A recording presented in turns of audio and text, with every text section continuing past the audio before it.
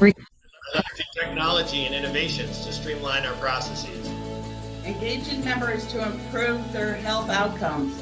And listening to and partnering with our clients.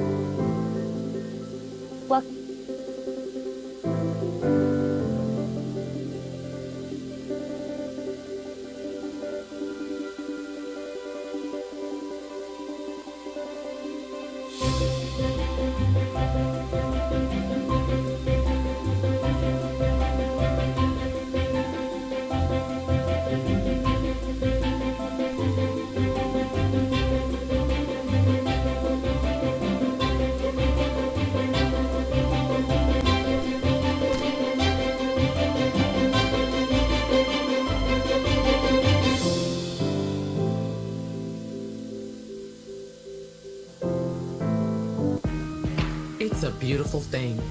Change. Embrace it, and your business can improve our climate. Give more people a place to call home. Inspire a global workforce to be a force of innovation and growth, and help reduce food waste and combat hunger. See how the value we bring to your business can create more value in our world. Accenture, let there be change.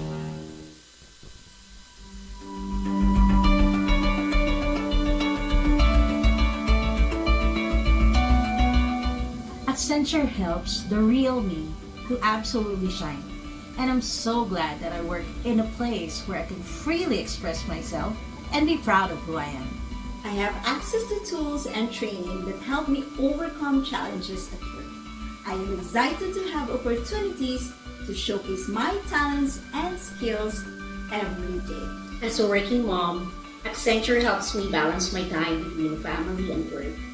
I feel empowered and in control of my career and personal life. The learning opportunities we have are incredible. I can constantly learn and build new skills that prepare me for a future. I love how in Accenture I can customize my trainings based on my roles, interests, and passion. Really helps me steer my career in the right direction. I know that my well-being is as important to Accenture as it is to me. Learning resources like Thriving Mind help me take better care of myself. I am not just growing as an employee, but also as a person.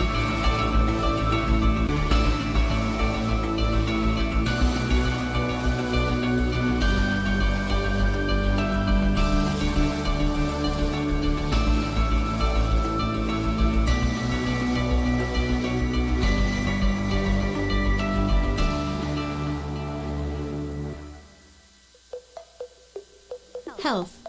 It's more than clocking miles, getting checkups, and finding balance. It's your business. At Conduent, it's our business too. So for you and your members, that means lifting administrative burdens and engagement, raising member satisfaction and heart rates, lowering costs while alleviating concerns. Because we know how important it is to engage members throughout their health journeys, we're here to help you move forward with more insights, precision, connectivity, efficiency, loyalty, with reduced medical spend and lower costs. It starts with our powerful core claims administration, processing over 1 billion claims each year, serving 8 out of the top 10 U.S. health plans, significantly reducing annual costs. We combine this with comprehensive payment integrity services, recovering inaccurately paid claims, leveraging more than 30 years of expertise and analytics, helping to lower medical spend by up to 5%, all while delivering coordinated care management. We know it takes empathy and trust to change member behavior, which is why our care management team takes a holistic, data-driven approach, improving outcomes, raising quality scores, and closing gaps in care. Conduent brings it all together with best-in-class member contact services, handling daily conversations for large and regional health plans, and more efficient print and mail fulfillment, capturing, indexing, and classifying documents for easy access. Connecting people, process, and technology to power exceptional member experiences with greater efficiency. This is how Conduent is leading business process solutions for healthcare. This is how we can help you move forward.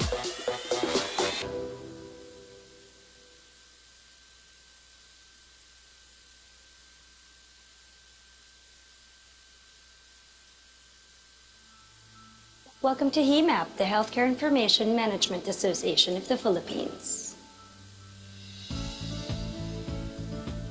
The healthcare industry is experiencing transformative change. The increasing demand and rising costs for healthcare-related services by an aging world population are driving all aspects of the healthcare industry to reevaluate existing and to innovate new processes and solutions to cost-effectively meet the growing needs. HIMAP is an integral part of this transformation. In an ever-expanding digital world, electronic protected health information is proving to be invaluable. This data is securely recorded, stored, and utilized by healthcare providers, payers, and pharmaceutical entities in a myriad of ways, from revenue cycle management aspects to clinical decision support services. Today's enhanced data analytics initiatives have contributed greatly to significant improvements in the quality and cost of care. Enterprising leaders across all industries recognize and for over a decade have capitalized on the capabilities that the Philippines provides. The combination of highly skilled and motivated workforce, competitive costs, strong government support, and a robust infrastructure have propelled the Philippines into the #1 destination in professional voice services to the world. At the heart of this successful growth is the Philippine Allied Health Professional. With an intrinsic culture of care and unparalleled clinically trained resources, the Philippines is the destination for access to a young, motivated workforce that adapts seamlessly into the digital age of information and utilization. Keeping up with the constantly evolving healthcare industry and capitalizing on all the benefits of technological advancements require a partner with proven industry expertise, innovative thinking, and access to properly trained personnel and a strong commitment to excellence. Members of HIMAP possess all these attributes and more. The Healthcare Information Management Association of the Philippines. We care like no other.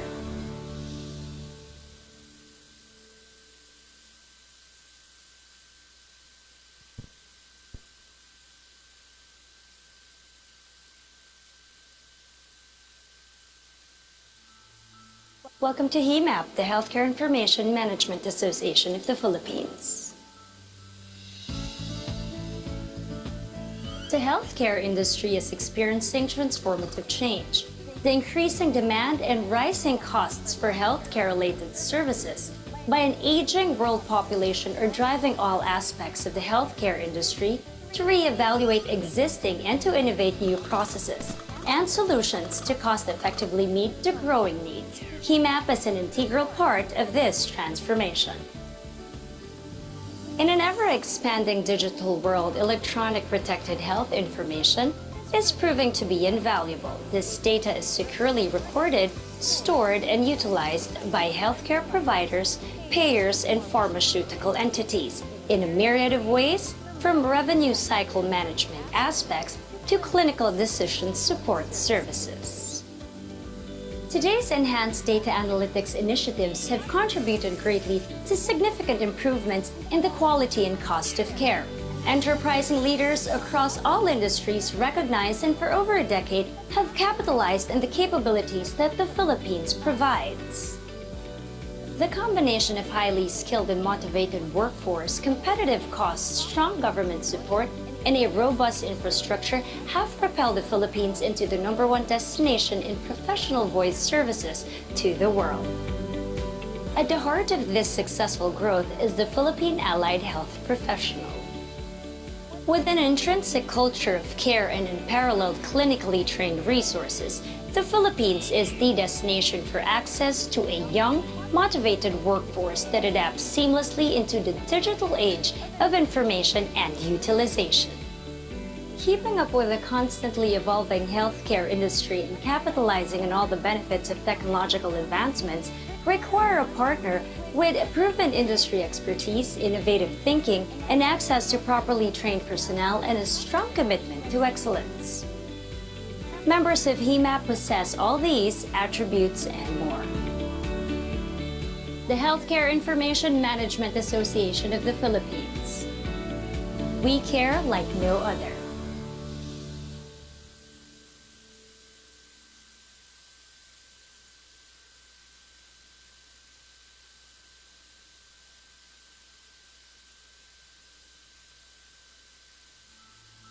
Welcome to HIMAP, the Healthcare Information Management Association of the Philippines. The healthcare industry is experiencing transformative change. The increasing demand and rising costs for healthcare-related services by an aging world population are driving all aspects of the healthcare industry to reevaluate existing and to innovate new processes and solutions to cost-effectively meet the growing needs. HIMAP is an integral part of this transformation. In an ever-expanding digital world, electronic protected health information is proving to be invaluable. This data is securely recorded, stored, and utilized by healthcare providers, payers, and pharmaceutical entities in a myriad of ways, from revenue cycle management aspects to clinical decision support services. Today's enhanced data analytics initiatives have contributed greatly to significant improvements in the quality and cost of care. Enterprising leaders across all industries recognize and for over a decade have capitalized on the capabilities that the Philippines provides. The combination of highly skilled and motivated workforce, competitive costs, strong government support, and a robust infrastructure have propelled the Philippines into the #1 destination in professional voice services to the world. At the heart of this successful growth is the Philippine Allied Health Professional. With an intrinsic culture of care and unparalleled clinically trained resources, the Philippines is the destination for access to a young, motivated workforce that adapts seamlessly into the digital age of information and utilization. Keeping up with the constantly evolving healthcare industry and capitalizing on all the benefits of technological advancements require a partner with proven industry expertise, innovative thinking, and access to properly trained personnel and a strong commitment to excellence. Members of HIMAP possess all these attributes and more. The Healthcare Information Management Association of the Philippines. We care like no other.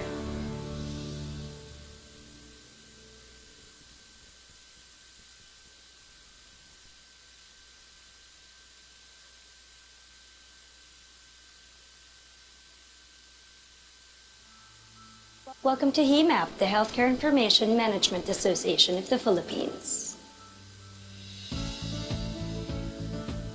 The healthcare industry is experiencing transformative change. The increasing demand and rising costs for healthcare-related services by an aging world population are driving all aspects of the healthcare industry to reevaluate existing and to innovate new processes and solutions to cost-effectively meet the growing needs. HIMAP is an integral part of this transformation. In an ever-expanding digital world, electronic protected health information is proving to be invaluable. This data is securely recorded, stored, and utilized by healthcare providers, payers, and pharmaceutical entities in a myriad of ways, from revenue cycle management aspects to clinical decision support services. Today's enhanced data analytics initiatives have contributed greatly to significant improvements in the quality and cost of care. Enterprising leaders across all industries recognize and for over a decade have capitalized on the capabilities that the Philippines provides. The combination of highly skilled and motivated workforce, competitive costs, strong government support, and a robust infrastructure have propelled the Philippines into the #1 destination in professional voice services to the world. At the heart of this successful growth is the Philippine Allied Health Professional. With an intrinsic culture of care and unparalleled clinically trained resources, the Philippines is the destination for access to a young, motivated workforce that adapts seamlessly into the digital age of information and utilization. Keeping up with the constantly evolving healthcare industry and capitalizing on all the benefits of technological advancements require a partner with proven industry expertise, innovative thinking, and access to properly trained personnel and a strong commitment to excellence. Members of HIMAP possess all these attributes and more. The Healthcare Information Management Association of the Philippines. We care like no other.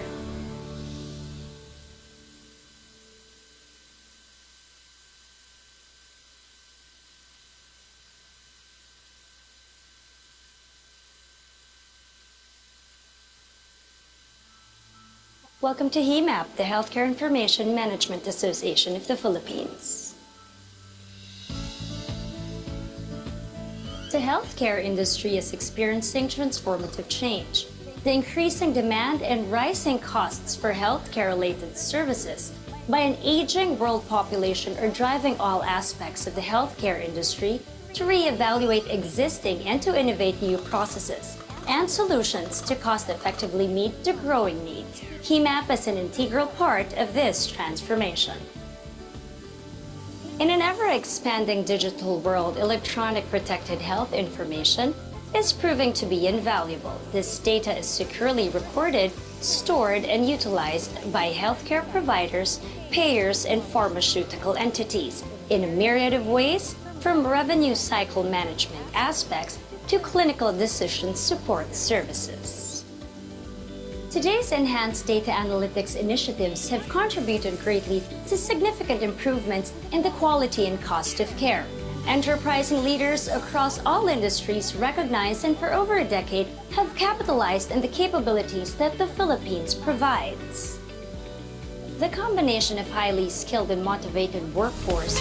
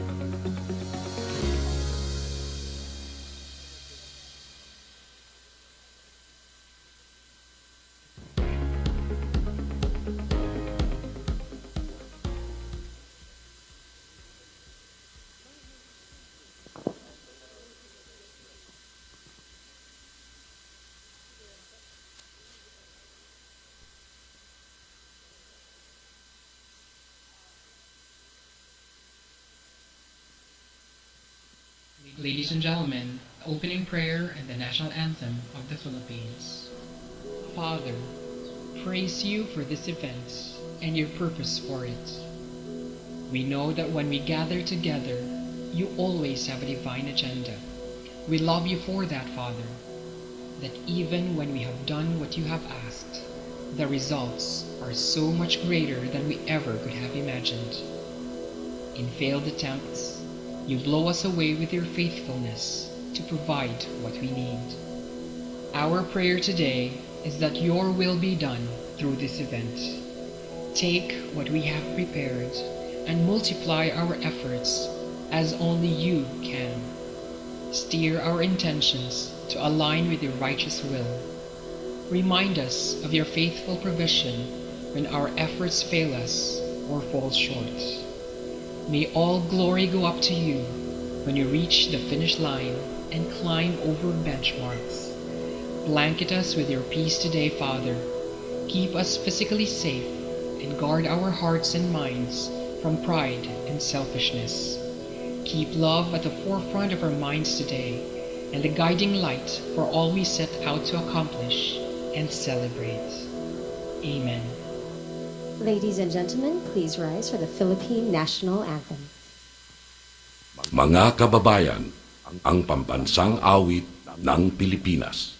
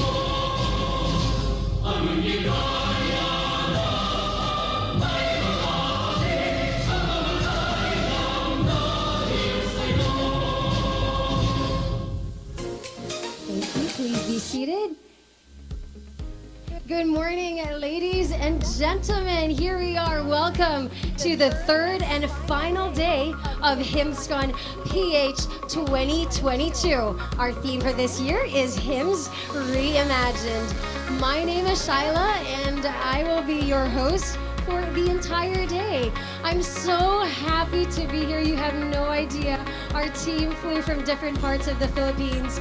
We are the Hakbang Pilipinas team, the organizing team, and we flew here. Thank you to HIMAP from all over the Philippines. I myself came from Mindanao, and I'm so grateful that I get to spend the last 2 days, and today the third day with you all. So it's so happy to see your faces. I know a lot more people are coming in. I'm aware of our guest list, and they will be coming in as the day progresses. Of course, tonight, I hope to see you again as we do the HIMAP Awards.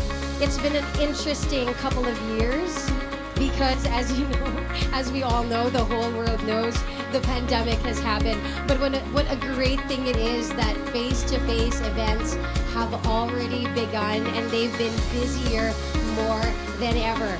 I see some familiar faces that I've only seen in Zoom and that I actually get to meet today. So I'm so grateful for you all for being here this morning. Okay. So I'm going to go ahead because I know we have a packed day. It's been interesting the last couple of days. I've really learned so much listening in to these panel discussions.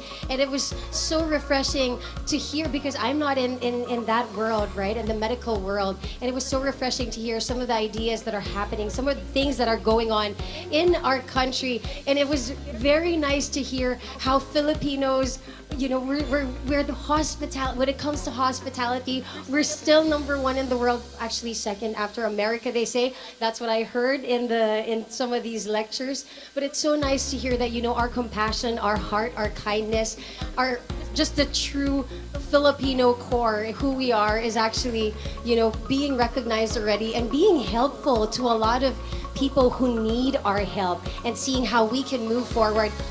We're going to learn more about that later on in the roadmap as well, seeing where we're headed. Okay. For our opening remarks, I wanted to welcome somebody who I've worked with for a very long time, 2 years already, and she's just wonderful to work with. And I want to introduce you to her. She is going to give us the welcome message this morning, and of course, a recap of days 1 and 2. Let's all welcome the Healthcare Information Management Association of the Philippines, our Vice President, Ms. Gail Macapagal. Woohoo! Good morning! Good morning, everyone! Wow. It's so good to see everyone in person. Later on, we will be seeing more, I'm sure, because after the pandemic, the traffic returned, right? So they're probably in traffic or, trying to get their way here. So it is good to see you back all in person. I see a lot of familiar faces in the room. Hi to the ICT IIDB team. Hi to the Visaya KPO team. Accenture, good morning. So today I would like to acknowledge the HIMAP team, Cherry and Kathy. Thank you so much. The HIMAP Board of Trustees, Ms. Beng, President Vince, Anshum, and we miss Tim and John Dave, who are not coming today. So good morning, HIMAP Exicom, HIMAP Secretariat. I would like to acknowledge our friends from the government. Director Emmy, is she here? Not yet, but she's coming today. As well as EMB Assistant Director Gina Elano and team. So thank you and good morning to all your sponsors, our platinum sponsors. Thank you, Accenture, again. Thank you, Evolent Health, powered by Genfinity. Thank you, Jeff. Our gold sponsors, Conduent and Legato. Thank you, Ms. Noya. Our silver sponsors, Shearwater Health and ADEC Innovations. Our bronze sponsors, Converge Business, Highbrain, and Point West. Our minor sponsors, Eastern Communications, Lee Chu, and MedStar Philippines. Thank you as well to our HIMAP Award sponsors, Connect Global, JBW, Stay Well, Accenture, Optum, Tenet Health, and of course, DynaQuest. DICT, thank you for being our co-presenter and for always supporting HIMAP. Mabuhay po kayo. Please stand up, the DICT team. Stand up, please. Thank you, DICT. Okay, now to serious business. Let me first do a quick recap of what happened during day 1 and 2 of our virtual conference. In day 1, Prashay of Everest Group gave a very compelling keynote about the HIMS Roadmap 2028, the 6-year industry journey, followed by Accenture's Julie Atendido, who talked about the evolving technology requirements and rising global demand for healthcare, IT solutions and services. We then had a breakout session with 2 topics simultaneously with the PTICs of Asia, Australia, and Europe. We then had another breakout session on health IT, domain track, and e-health and wellness track.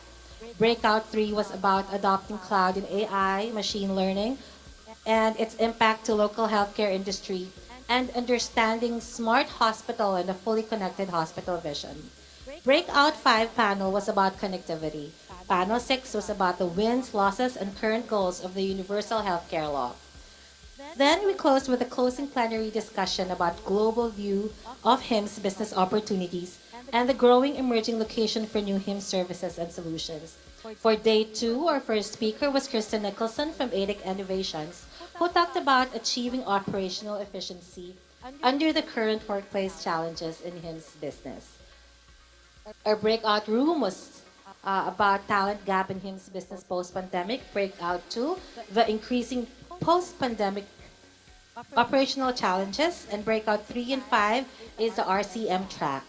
Breakout 4 and 6 is the pharma and life sciences track.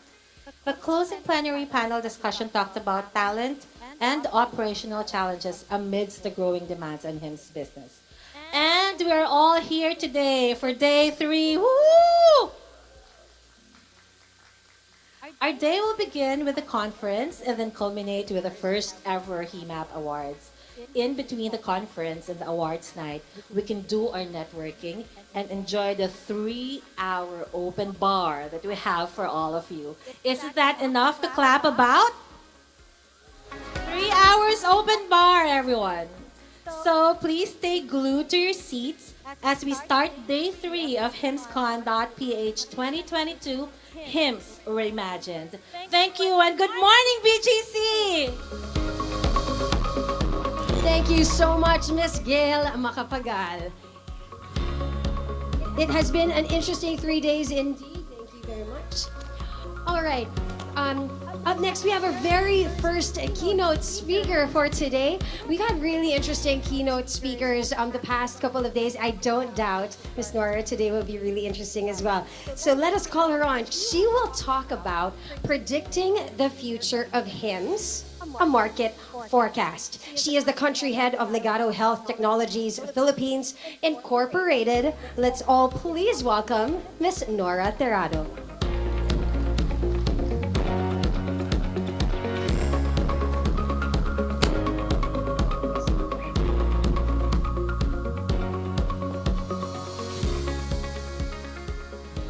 First of all, good morning everyone. And to those of you who are virtually connected today, good morning, mabuhay po. Well, my topic today is something that I kind of find, why me? But because this is about predicting the future of HIMS, I don't have a crystal ball, but thank you for trusting me to share my perspective. And just to disclose how I did it is really because I asked people around from the industry, from my colleagues in the US and the other parts of the world, and also to connect with our trusted advisors, to name McKinsey, in case I want to mention that, because I don't own a few or many of the predictions. So I also am going to relate this to the advice of Everest, who, as you know, was responsible for helping us craft the 6-year roadmap for our industry. So a few acknowledgements. I recognize that government is here, the ICT, the partners, and I recognize that HIMAP is here. Thank you. Thank you for your diligence and tenacity. Through the years, you have helped grow this sector, and we appreciate that. Thank you for organizing this annual HIMSCon, and this brings the ecosystem around. And the different thing now that I'm not used to is to talk to you who are here and to talk to those virtually. So bear with me because I'm also adjusting myself. So I have here, let me start with saying that I will define HIMS. So in mentioning HIMS, bear with me that I will interchange S as a service or as a system. Okay, and bear with me that I'll start grounding this to the fact that there are two main systems here, which is the electronic health records and practice management, which is a whole range of systems. HIMS is so vital that the American Health Information Management Association, or AHIMA, was formed to define and oversee the training and education of registered health information technician in the US and registered health information administration certification. And AHIMA defines it as the practice of acquiring, analyzing, protecting digital and traditional medical information vital to providing quality patient care. So it is a combination, therefore, of business, science, and information technology, to name a few. The scope of HIMS not only touch upon PHI or or personal health, identification information or the personal health information, but it is also associated to several documentations such as transactions, clinical notes, pharmacy and outpatient care, care records, and so forth and so on. And there are legal requirements that must be adhered to receive certain incentives and avoid penalties in the practice of HIMS. So we are so lucky, I would say, in the Philippines that we have captured a market in HIMS because of high regulations or maybe complex regulatory requirements that we need also to understand.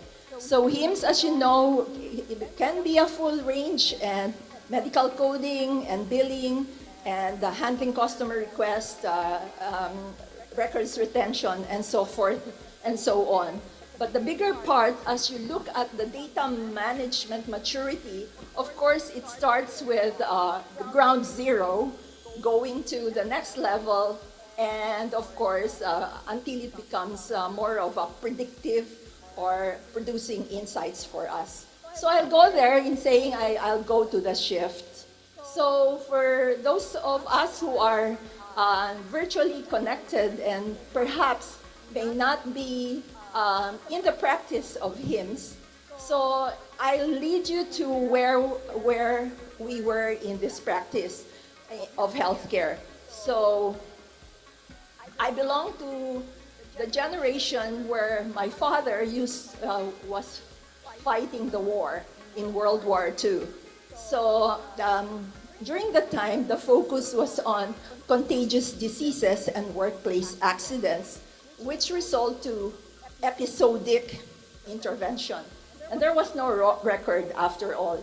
But in the recent years, as you can see in my slide, massive investments in technology, innovation, and new entrants came in from the non-healthcare industry, such as technology, telecoms, and consumer sectors. In fact, in 2021, according to the World Economic Forum, total investments raised globally in healthcare innovation alone is to 44 billion. That's a lot of money.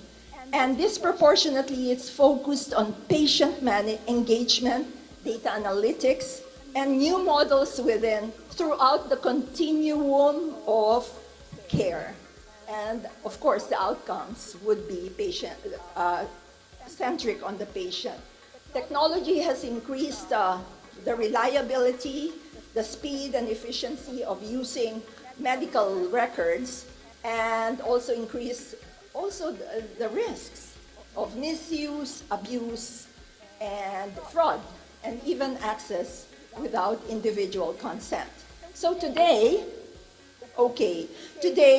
continued focus on preventing and effectively managing chronic conditions, increased attention to health and wellness, and moving from different stages of health, from thriving to surviving. I'm remembering my friend now, Beng. I remember our friend, the continuum of care, from thriving to surviving, struggling, and even in crisis. So this is the focus, very focused on the patient. So HIMS is very important. The information can be complex, you don't understand, but with internet now, the access of information, I would say that healthcare literacy has effectively educated me, and I'm sure that many more will be educated in such a manner. The other thing that I want to mention is the professionals in HIMS. They are now using advanced technology to perform the functions And they have a wide range of knowledge, laws, regulations that protect patient privacy, which is very important. So with that, I think I'd like to give now my perspective. I have already grounded you there. So my perspectives is that the healthcare industry will continue to face consistent and complex challenges because we still need, there are many things to solve for, like fragmented systems, barriers that prevent access to quality care, escalating costs, and suboptimal costs. And amidst these challenges and shifts, the leading industry players, and if I may say, elephants, has evolved from a traditional health benefits company or insurer to a trusted lifetime health partner by elevating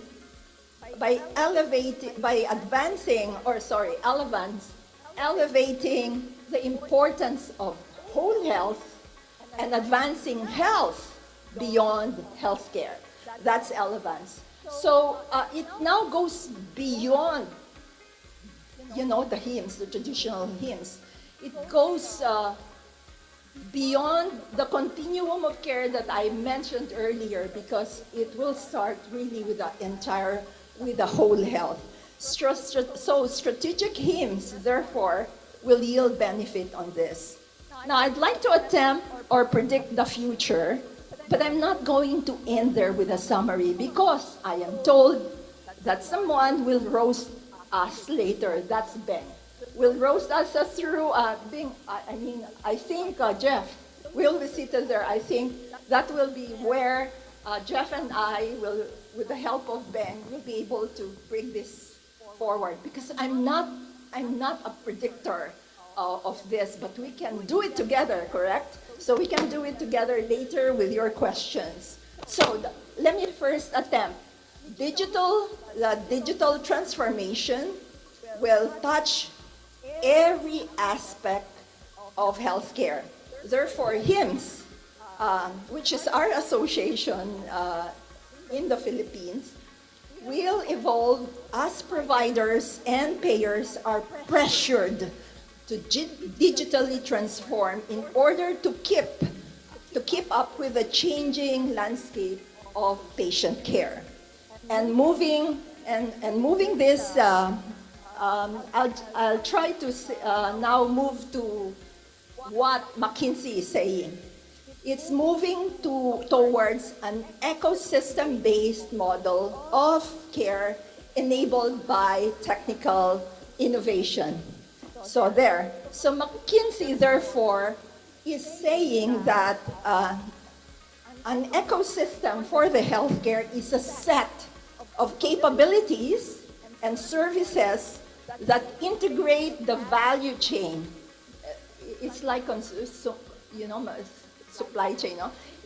Integrates the value chain, and the participants being the customers or the consumers, suppliers, platform, and service providers.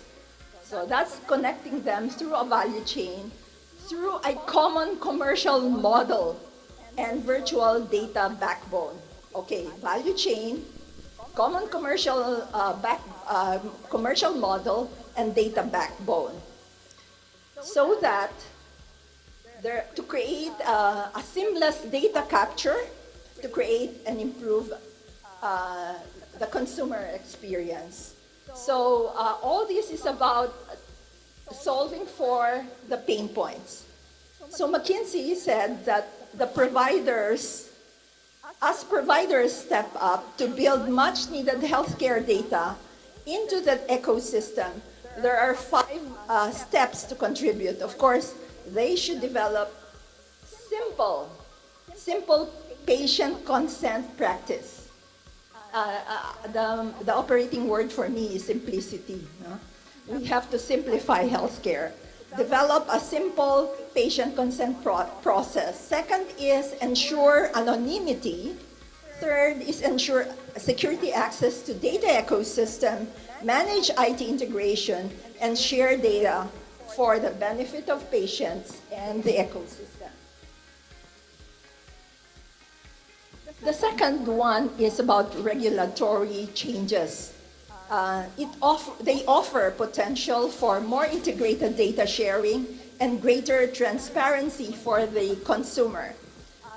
In the US, which is the largest market for us, for our industry, the Center for Medicare and Medicaid Services, or CMS, and the Office of National Coordinator for Health IT are making changes to promote data sharing between healthcare organizations. And these changes include interoperability of EHR, or electronic health records, to increase transparency, help eliminate data silos that prevent the facilitation of end-to-end analytics. So, if I may, I will quote the work of Elevance Ashok Shemaru, who is our Chief Data and Analytics Officer. He said that the future of healthcare depends on an enhanced data exchange. The need for a real-time bi-directional exchange, according to Ashok, is between groups. It should be bi-directional between groups. And the group would be health insurance plans, the care providers, and those who play significant roles in helping consumers lead healthier lives. It's not just the sick. So with Elevance decades of experience serving 110 people, this leads us to believe that having effective bi-directional exchanges built on a hybrid model will reduce the pain points in the healthcare journey of the members.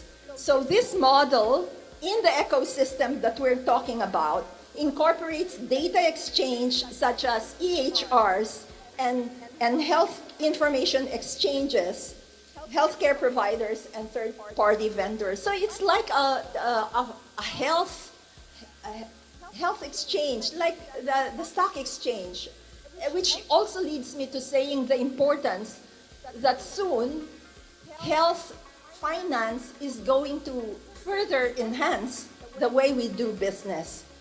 So with this, data needs to include clinical data, lab results, and about the very specific pain point that I myself experienced when my mom got sick in the past. The hospital admission, discharge, and transfer, that's pretty painful. But recently, I experienced something that before it used to be hospitalization will require it. And guys, I'm not wearing something in my gear in the eye because I want to, have a new fashion style. But because in 15 minutes, I'm done with my cataract operation. That's it. And I'm here. No need. And you know what? This is an experience I had when, in fact, the information exchange between that clinic and the HMO, and I'm not going to mention them, has already been efficiently integrated. And the only true problem is the 2 years that we were on a pandemic, where I had to go through all my elective examination because they don't have the data. You know what? It does not happen here in the Philippines alone. That's the same all over the world. The fragmentation of data is really a problem. And so we at Elevance believe that the bi-directional exchange will be a significant catalyst to improve the data, the richness of the data, which will redound to a good patient experience. Okay, so and I will have to focus now on the currency. Um, data, data is at the heart of the healthcare evolution. And fast, secure data is essential to improve the patient outcomes. So health information will continue to be the currency of healthcare. This opens for us in the Philippines opportunities in healthcare finance, such as the revenue cycle management, reimbursements, even a health bank, which some of us know already the big healthcare players are already into. So with the growth of telehealth, the use of AI will rise for exchange data management. Blockchain technology will be used to ensure greater security and privacy. And this is one thing that I really like. In my past life, I used to promote Internet of Things, IoT.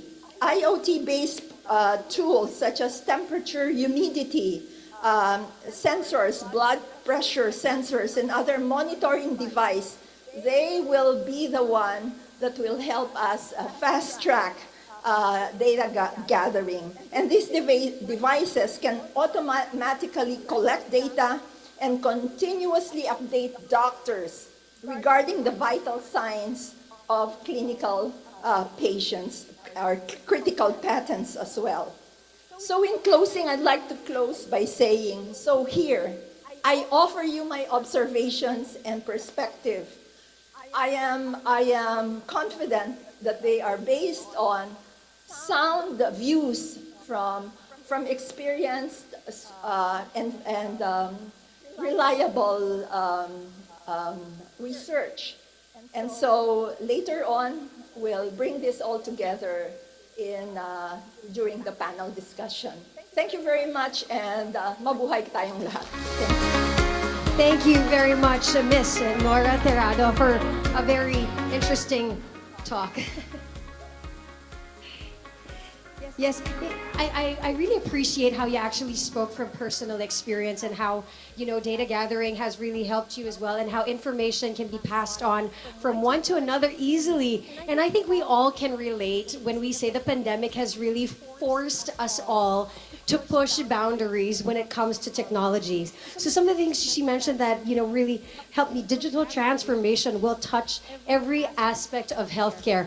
Let's not forget that the Philippines is a group of islands, right? It's not just Luzon, Visayas, and Mindanao.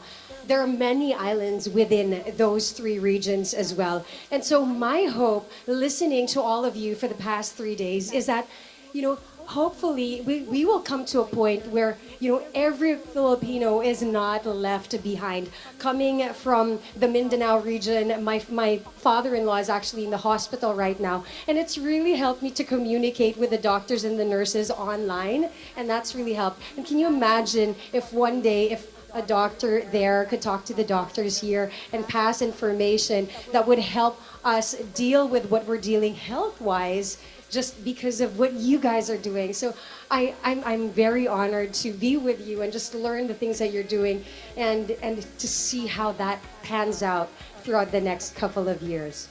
All right, up next, he was with us last year as well, and so I'm happy to see him in person here today. Our next plenary speaker, he is going to talk to us about the emerging global market for HIMS. He is the co-founder and CIO of Genfinity. Let's all please welcome Mr. Jeff Williams.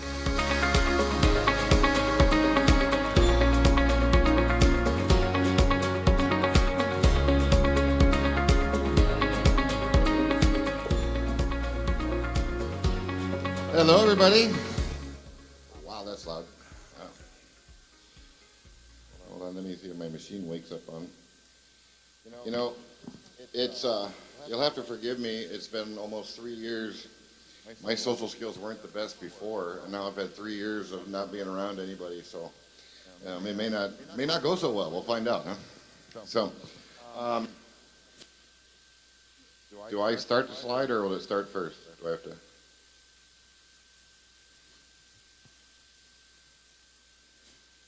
Okay, anyway. So anyway, it's great to be in a room with more than 3 people that are not my relatives. That's another great thing too. It's great to see everybody. We get to interact, we get to talk. I must admit this topic does present a challenge, just like Noya had.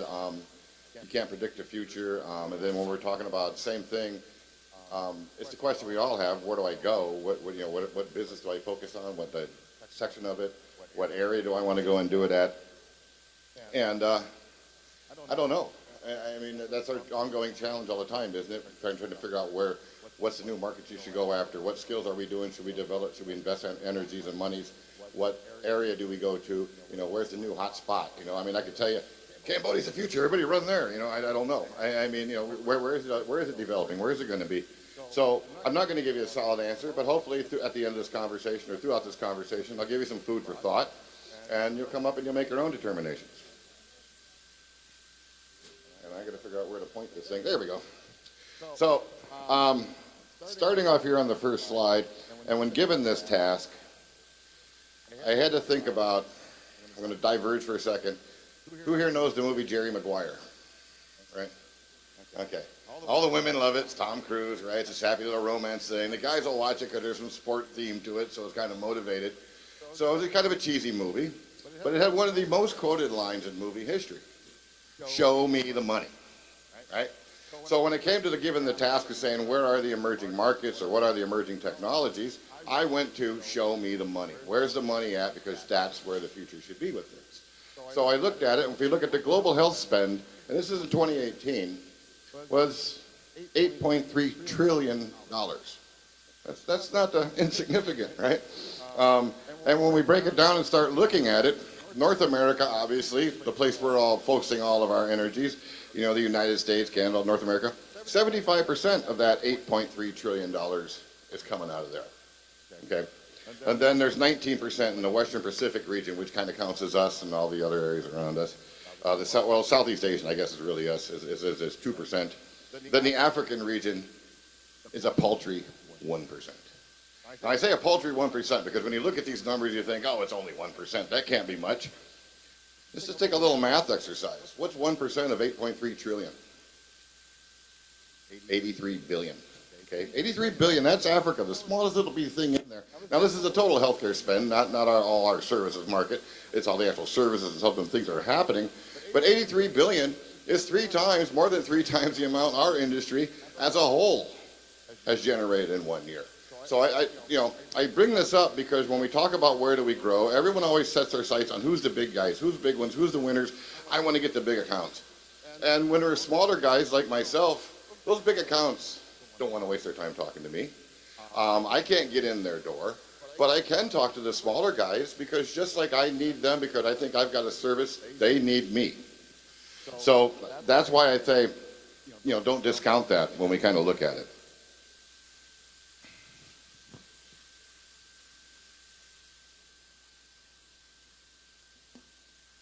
There we go. So this slide here now, and this is thank you, Bang. I know with Everest and everything else, they did a great report, the roadmap report.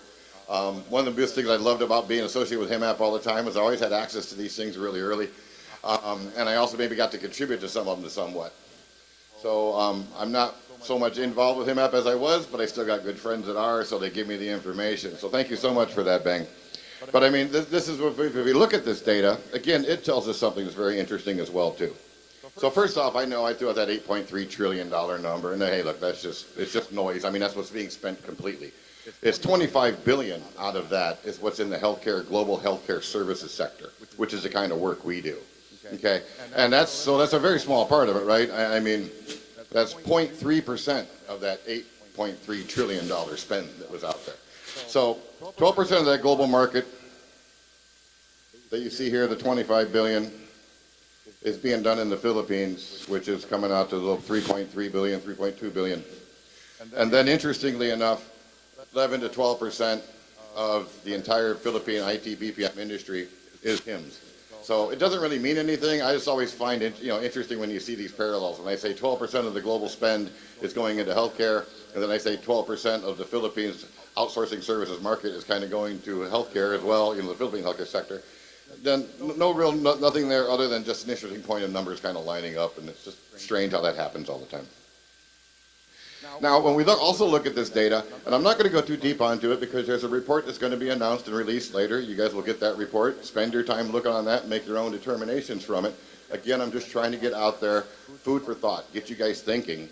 But a couple of things when we look down at the bottom, including in the global healthcare service market rise, and then including increased demand for outsourcing, such as organizations are increasingly focusing on areas such as technology, analytics, RPA, and cost-effective skilled talent availability. That's the thing we've got in spades, right? I mean, we're complaining about we don't have enough. How do we keep growing it and how do we keep doing it? And we most definitely have to, but we've got more of it than anybody else here. So, and that's why we are the kind of destination to kind of look to, why most of you who aren't from here are here, myself included, because that talent is here. And then the other one, when we talk about the Philippine healthcare industry services market size, I just have to say this because anyone who's seen me speak for the past 7-8 years, I've always been saying we're the fastest growing sector in the industry. I've been saying it now for how many years? Everest is validating it for me as well too. We're still the fastest growing the industries in the world. So that's all to you. So take 1 second, give yourself a big round of applause because you guys made all that happen. And you got to keep doing that. That's how we keep going other places, right? So I'm going to bounce around back and forth a little bit here. So now if we look at this data, and by the way, this data came from the World Health Organization. That's where I went to look to get the information. They have a great website for it. You can see there's a report that this comes from, but there's also a very great interactive live database. You can go in and pull and search this data by any country you want, by any type of speciality that you want, subsets of the services. It's all searchable. Another great thing, uses Power BI, by the way. And you can pull all that data and you can pull it up and it can become very useful for you. Again, when you're trying to make your determinations, following that money, where do I go? This could be a good tool for you. But what's feeding this growth? If we look at here in the upper quadrant of this sector, we've kind of got a quadrant thing, and it's government spending is growing, the out-of-pocket spending is falling. Government spending is falling, but the out-of-pocket, both are falling. The government spending is falling and the out-of-pocket is falling. Government spending is growing, the out-of-pocket is growing. Government spending is falling and the out-of-pocket is growing. Clearly the big sector there is the worst one. Government's growing and out-of-pocket is growing. Now that's the worst one from that consumer point of view. That's the best one from our point of view, right? I mean, we provide services, we provide solutions, so that means more opportunity exists there for us. And then also if we look at the data, and I'm sorry it's kind of really hard to read here, I'll give you a copy of the presentation, you can read it. But what these two things are telling me here is that the higher income countries spend more money on outpatient care. Maybe I'll just walk over here to it and we can kind of look at it.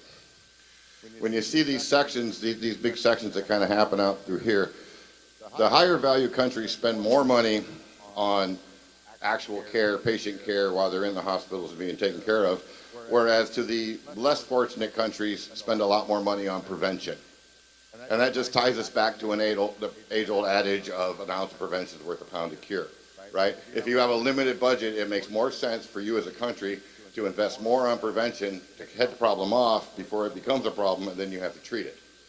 The richer we get and the more spoiled we get, well, we just kind of pay with it and deal with the problem, I guess, as it happens. So I want to point those two things out because if we want to look about where our futures and opportunities are, it'll come important, in my next couple of slides.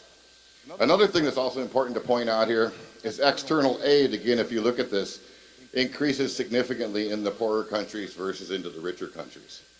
And that just means the NGOs, the Bill Gates, whatnot foundations of the world, all these type of things, they're spending a lot more money there. And I bring that up again because those are opportunities that you as a little company or as a big or as a medium-sized company, you want to look at. Maybe those are areas that we can target. If we're talking about how do we grow our industry, we just don't keep doing what we do. Of course we do that, but we got to do more if we want to grow. So we want to kind of look at how do we expand out to other areas and other aspects. And then lastly, just the whole IoT, healthcare provider offerings of platforms, apps, systems integrations. I mean, that's a whole other realm all to itself. It's almost an argument I could say that we kind of break that out a little bit when we talk about healthcare and we talk about healthcare IT, because what they're both bringing to the table is significant and significantly different to some degree. So now, again, thanks to the Everest report that's coming out, the roadmap. So what is the Philippines doing that gets us that 12% of the global health, to bring in more of that 12% of the global healthcare services market? Have we maxed out? Is this it? I mean, can we keep growing? And then where is the growth in what we currently do? And then also, what is it we need to do that we're not doing for growth? These are the questions we need to ask ourselves. And this slide is based upon roadmap data supplied by Everest. I'm not going to go into a whole bunch of detail saying this because, again, for the past 10 years, all I've been doing over and over and over again is telling you the services we do. We know we do claim adjudication. We know we do case management support. We know we do RCM type work. So I don't need to talk about all those. You should all know that. This is what you're doing. The one that's on here is interesting, and the one at Everest you'll see when they talk a lot about is life sciences. This is a whole new area. It's not a new area, but new to us per se. We're not really diving into that nearly as much as we should or as we could. Some players here have. It's been being done for a while. Myself and my previous company were doing life sciences work many years ago. I sold my company in 2012. We were doing it. So it's been being done for a while, all right? But it's not being done in the way that it should be done. Now, when I looked at this data to say, where's our opportunities? How do we grow? And again, it shows, and I'm sorry, it's hard to read on here, like care management, compliance, fraud, waste, and abuse attack. These are the type of different services Everest is saying we do. And one thing that bothered me, and actually upset me when I first read it, this line right here says service maturity. So maturity is like, how good do you do it, how long you've been doing it, at least that's my interpretation of it. Why are we ranked somewhere between a toddler and a teenager at our service levels, at our maturity levels? I mean, that can't be right. I was doing claim adjudication work with Evolence under another name. I was under another name back in 2012, 2010. We were doing this work's been being done for at least 13 years. How the hell could our maturity level only show a half a line? That didn't make sense to me. And then, like everything in life, you read the fine print and you find the definition of service maturity rating is a combination of the offshore adoption or penetration of the service and the share in the overall revenue of the segment. So that maturation had nothing to do with our maturation of the processes and the policies and how we did the work. That maturation was determined about how much of it's been absorbed into the country, how much of it's being done here. So again, opportunities are huge. We've been doing it for many, many years here, and we're only at the halfway mark from a maturation level. I mean, we're not even considered serious. So that tells me there's a lot of opportunity. There's still a lot laying on the table for us to take advantage of. Now I'm back to this picture again. And this was the one you saw on my initial slide. And as we know, the USA is the go-to market for services. Like we said, 70% of that big global spend was all coming out of there. We built a very robust industry around it, right? In fact, 12% of the entire BPO industry in the Philippines is U.S., and about 70-80% of that, I think, is U.S. focused. So it is a huge contributing factor. It's a huge piece to what we do. Now, we want to look at other areas around the world, right? And I told you how we broke that out and said the 19%, the 12%, the 1%, they kind of go on to that. I think we've got to be able to open our minds up, and we see challenges to it because we know what we're doing in the U.S., but just how you know healthcare in the U.S. does not apply to healthcare in the Philippines, right? That's one of our big challenges for us, isn't it? When we get these healthcare educated people, and we say, we got healthcare educated nurses, but they don't understand the U.S. healthcare system so much because it's so different than what the Philippine system is. Not radically different, but different enough. Well, it gets even more different as you start going into other countries. You start bringing in other languages and other whole cultures that kind of come into the mix. So if we want to be able to look at other places around the world, we've got to be willing to say, not forget what you know, but how do you take the baseline of what you know and then apply that and be open to applying it in a different way. You can't go in and tell anybody, if you come in as a project manager, as a consultant, and say, you're doing it all wrong and I'm going to tell you how to do it right, they kick you right out the door. No one wants that. No one wants to be told what to do. They want a consultant. They want a partner that's going to say, come to me, how do we address this challenge? How did you do this, address this challenge? And how can you address that challenge for us here in a different mode? So if we look at, again, spending out now, the U.S., that's a given. But we got a lot of other spots out here too that we look at for growth. These are the high income countries that are popping up, all the darker colors that we see here. And if we want to look at them, we can approach them very similar in the same model. They got a lot of hospitals, so you got to deal with the providers, a lot of insurance aspect. Even if they're socialized countries, there's always a privatized network that runs alongside of that. Those are the payers that kind of go with that. And the bottom one is partnerships. Again, in every one of these countries, there's somebody who's got some great ideas. And maybe they build a great platform. And maybe they got one or two nurse friends at home and they got a program and it's working, but they can't scale it because they don't have the depth of talent we have here. So partnerships is where it comes into play. And what I was trying to sit on earlier was, let's look at the smaller countries. You know, that paltry 1% there in Africa, right, that we were talking about earlier. These are areas you can approach as well too, but they operate under a completely different model because their income isn't so much the same. Those are the guys, how do you work with local governments? Local governments got constraints. They're doing a lot of prevention work. What's something very solid and strong and easy for us to do? Wellness. How many of you are doing wellness campaigns today? It's a thing for us, right? Something we can do very easily.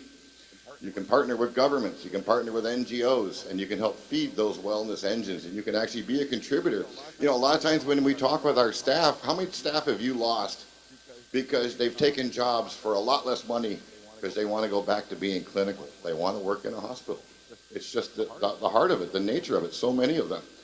Why can't we have our business where they can actually feel more impactful and not just feel they're kind of working, making money, but they're also making a difference?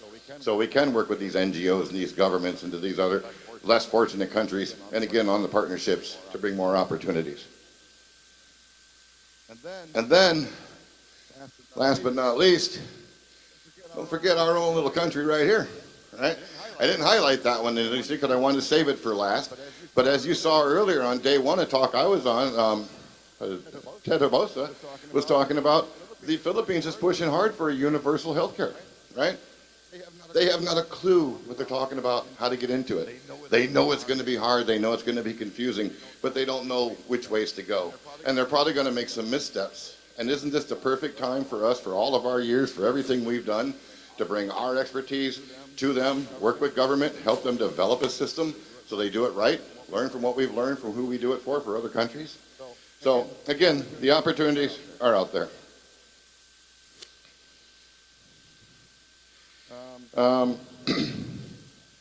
Well, that went very fast. I'm on to my last slide. And it just kind of comes up with a summary that we kind of go off to things. So what do we need to do to realize and expand upon the global and local opportunities? First and foremost, keep doing what you do. What we're doing has got us to where we are. How do you do it better, stronger, faster, more of it? So don't throw away what you're doing, but don't just bank on it as being the only thing you do. So in line with that, look at what we don't do and explore the possibilities. So you see the work that you do, and then you see the kind of things that are being done other places. Go out, listen to people. A lot of young entrepreneurial minds. I mean, this is a big thing for me. My company name is Genfinity because we took the approach of there's multiple generations within my company. I'm the baby boomer, I'm the old fart, right? And then we go all the way down up into the Gen Zs, or I don't know what they're going to be now, the Gen AA, I don't know what the next group is going to be called. But, you know, we span all of these groups, and we've all got great ideas. I've got a good baseline. I know some good solid business sense, but I don't think like the kids do today. And some of the things I hear from them is truly inspiring. But that's a wild idea. Maybe if we tweak it around a little bit here, we can make something of it. So you work together. So listen to the other people. Listen to the other these new small companies and the younger workforce and the younger people coming into it. Big one for me here, and this is a personal one that I really want to see change, and I'll talk more about it even later on. I want to change our narrative. Right now today, we've always pitched it out as the Philippines is a cost-effective service provider. Right? We've got a lot of clinical talent, we got a lot of skills here, and it's cheap. Now, I don't want to be cheap. And to be quite honest with you, we're not cheap. I know a lot of things I build isn't cheap. So, I mean, we're not really cheap. But I want to change that mentality of being that cost-effective service provider, the Walmart of the world, right? I want to be the Neiman Marcus of the world. I want to be the solutions provider. right? You come to us because we have been doing this over 20 years now. Back to what I was saying earlier, claim adjudication has been being done here for 12 years. Our maturity levels are through the roof. So we know what we're doing, and I've got people that have worked for me that are doing it better than half the time our customers are in the U.S. Let's make sure we get that message out. We are not just a low-cost solution. We are a true, honest solution provider, right? Not just a services provider. One way to do that is, again, kind of looking to the past. When the industry started, how many road shows did we have government officials doing alongside of industry companies and larger companies? We all kind of got together, and everybody went to Australia, and they went off to the U.S., and they went into Europe, and they did all these big road shows. You can argue that somewhat they're probably boondoggles to some degree, because I'm sure people had a lot of fun. But at the same point in time, they were getting the word across. And that's something we got to be careful about. All of us in this room know everything about healthcare. I'm preaching to the choir. I know more than half of you. Okay? That's the beauty of the internet. I don't know all you guys. But some of you may know me. But the issue is, we've convinced ourselves we know what we have here. But how much time do you spend talking to a non-healthcare person or a new potential client explaining what we do here? A lot. And the more you have to do that, then that means the more they don't know, right? So how do we get that message out so they know more of it? So then they're coming to us saying, these are the experts. Hey, man, can you guys help me out? Because you did this thing there. That was wonderful. I need you to help me out do this thing. Not just going, well, let you come to me and beg you, sir, please let me help you. I got cheap resources. I want them to come to us. And they are starting to come to us because the message is getting out. It's just not getting out strong enough and fast enough. And that's back to the road shows and the combinations, the marketing campaigns. Work with the Philippine government. I mean, they got a tourism campaign that they do. Why isn't there a BPO tourism? You know, I was trying my damnedest not to use the C word, COVID, you know, throughout this whole thing today. But it proved, if more than anything, that the BPO industry is a pillar for this country. And if it had not been for the BPO industry, it would have been a lot more devastating to the Philippines than it was. The fact of all of us working, what we brought in from an economy point of view, the hoops we jumped through and what we did, government must recognize who we are, right? If anything, as a voting bloc, right? I mean, how many people we got working in the industry now? So, and I think they do, don't get me wrong. I just think we need to work to get those ties and points tighter so we work together, so we approach it and pitch the company as it is. And most importantly, the last one, let's just have fun doing it, okay? If you enjoy what you do, it's not really a job, right? And we've got so much good things to do and so many things we can do. We should enjoy what we do because we're doing good stuff. So let's just keep doing that. And my very last line, I just stole a line from Steve Jobs because, again, I'm talking about the Philippines. It's one of my favorite ones. He says a lot of times people don't know what they want until you show it to them. And I think it's the same thing for the Philippines. People don't know what they need from our support, and we have to show it to them. So that's it for me. I think we got a panel to come on, and thank you very much. Thank you so much, Mr. Jeff Williams, co-founder and CIO of Genfinity. Again, interesting topic this morning. Never fails to just bring joy to my heart to hear what you guys are talking about. He talked about partnerships in the emerging markets. Let's help each other out. He talked about different generations working together. I belong to a millennial, but I'm an elderly millennial. So I belong to that generation, and yes, I do believe that we can, learn from each other. Not just because you're young, and I love the passion of the young, right? And I love the wisdom as well that I can learn from those that are more mature than me. So thank you so much for that, Mr. Jeff Williams. I want to thank our sponsor. Okay, so we're fixing this up for what's happening next. And these are one of the discussions that we also enjoyed listening to during the first two mornings, right? Like, I was very excited to just listen in with my different gadgets. I would come in breakout room session 1, and with another gadget, I'd come in and listen to breakout room session 2. And it's so exciting that we're doing that in person today. And we're gonna do that up here, and we're all gonna listen to these discussions as well. If you have any questions, please take note of them. Hopefully, if we have time, and I believe that we do, because We're good like that. No, I'm just kidding. But we do have time. I know we do have time. And if you do have questions, please have them ready so that when they have time, then we're going to get to ask those questions. Because I know there were a couple of people in the chat that were asking, oh, it's such a shame I wasn't able to ask my question. I'm like, you know what? Let's see each other on the third day, and hopefully we'll get a chance to ask our questions and gain some more insight.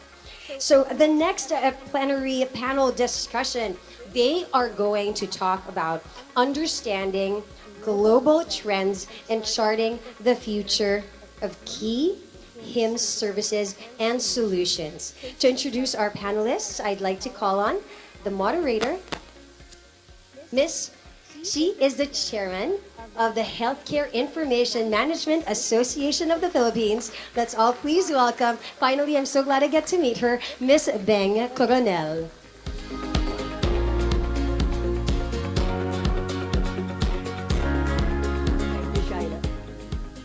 So good morning, everyone.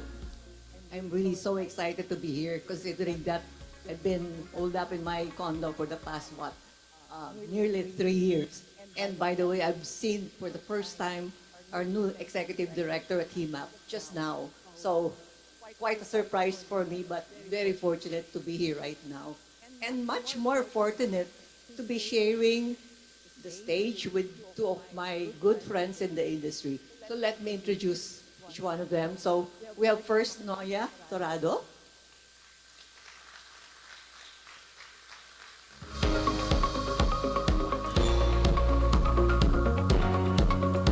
Yeah, so she's actually the current country head of course, Legato Health. And may I call Jeff Williams, a good friend. So the co-founder and CIO of Genfinity. Okay, so before we let them eavesdrop on our conversation, let me first say a few words about our panel, just to make sure that you listen when they talk, because they know what they're talking about. Okay. So Noya has been the country head of one of the successful IT companies in the past. So it was from an IT where the government snatched her to become the undersecretary of the Department of Trade and Industry. And then, of course, the next thing is she was snatched again by, of course, Legato. And she's now the country head of Legato. So it's really a shift from IT to government to BPO. So you can just imagine the kind of experience and insights that she can give us when we do all the talk and discussions later on. And of course, my good friend Jeff, I call him partner. Partner, yes. So he actually was a co-founder of the first company that offered virtual care. So we weren't that exposed to virtual care in the past. So medical, he built that company. He was able to sell it.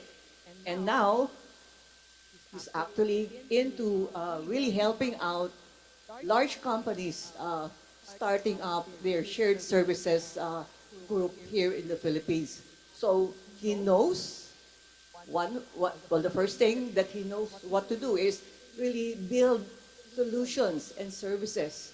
Because out of nowhere, he said, why don't we set up this type of service, trying the virtual care, meaning all the nurses calling up and reminding the patients in the US to, take your medicine, etc. So he was something of, an innovator at that time, trying to build a service which really grew. And right now, with all of these things digital, lo and behold, the virtual care is something that's very important right now. So he knows his field. No? He can innovate.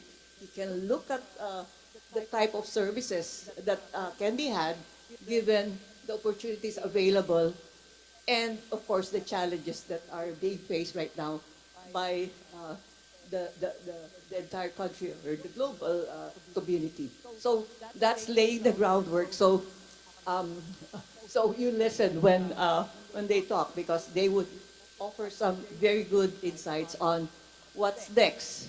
Okay, and as Noya mentioned, we don't predict the future. We actually invent the future. So let's ask this to how they would invent the future. Okay, let me open up my cheat sheet.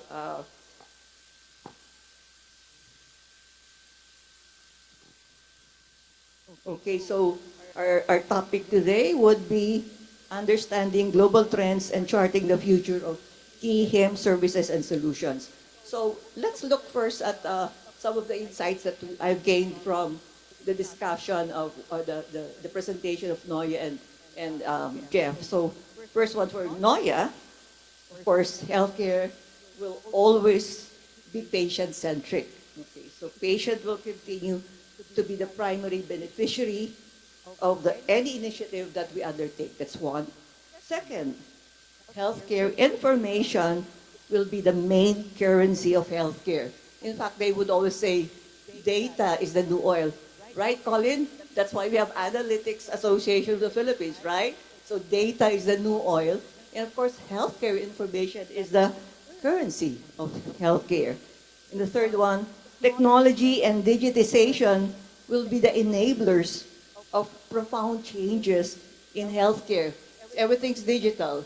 So that gives us a lot of opportunities to seek out the different types of services available. And that's good news. JDL, the head of PSIA. So now it's not just talking about healthcare. It's talking about technology. And that's where I guess the Philippines would be gaining an advantage because we have both the domain as well as of course, the capabilities in the Philippines. Okay. On Jeff's talk, he has certain recommendations. Continue to do what we are doing and explore areas where we are not there yet. Considering that you mentioned, yes, we are mature in terms of all the care management, medical, etc. And yet, why is it not showing up? That is a mature type of service here in the Philippines.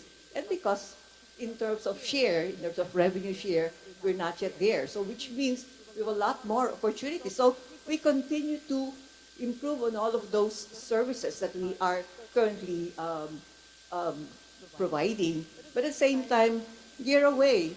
Maybe look at geography, other geographies, or a different type of service. And then he mentioned improving our marketing narrative, and I like this very much. From being a cost-effective service provider to the industry-defining solutions provider. So we're not cheap, right? We're good. So I guess that's the message. So let's remove that we're a low-cost service provider. We are actually a solutions provider, and it's actually industry-defining the service providers. And mentioned reviving local and global roadshows, and we call on the government. Annie, you're there representing the government, so I hope you hear this message. Yeah, we have to continue the roadshows, and we thank both TTI and the ICT because for the last so many years, they have been actually helping us, supporting us whenever we do roadshows outside the country. So year on year, they usually sponsor our participation, and thank you again. But we're not stopping yet, Emmy. We need more support moving forward because that's what we want, because we need to double, as Everest mentioned, we can double our revenue level in 6 years. And of course, certainly, we need to spread the message more. It's not just global roadshows, but local roadshows. And that's really in terms of the capability, in terms of the people, in terms of the talent. Because as mentioned in the previous sessions, we have not actually sold the alternative careers that our industry has been providing. okay, in terms of opportunities. Seldom the nurses would want to go away from that bedside practice. So, but there's an alternative career. And so we need more awareness in terms of our local talent that yes, indeed, we can offer you more opportunities. So, Emmy, so local roadshows as well, because in the past, we're doing the monthly, well, monthly we do the city roadshows, and I think that's a very good one. So we need to continue that. So I think those are the three, well, those are the main insights I've gained from the presentation of both panel members. And I have the easiest task right now, and it's really just questioning them. So, so let me ask my first question. And this is actually for both Jeff and Noya. So with all the shift that we're seeing in the future, what will be its impact to our outsourcing industry? As an example, when we deliver the traditional delivery model for treatment and discharge, actually requires about 12 touch points along the different processes that we have. But then with the introduction of RPA, AI, predictive analytics, and on top of the EHR system, actually you can reduce it into 4 touch points. So the question is, what would it be the role of our offshore resources, and what skills or capability will they need to ensure the sustainability of our outsourcing model? So can we hear some of your response to that particular question? Quite tough, but yes, I know any question you can respond. So please, can we start with Noya?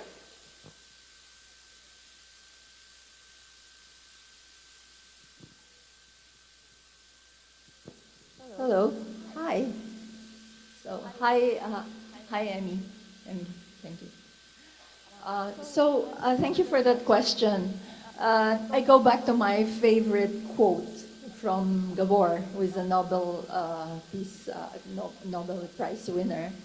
The future cannot be predicted, but the future can be invented.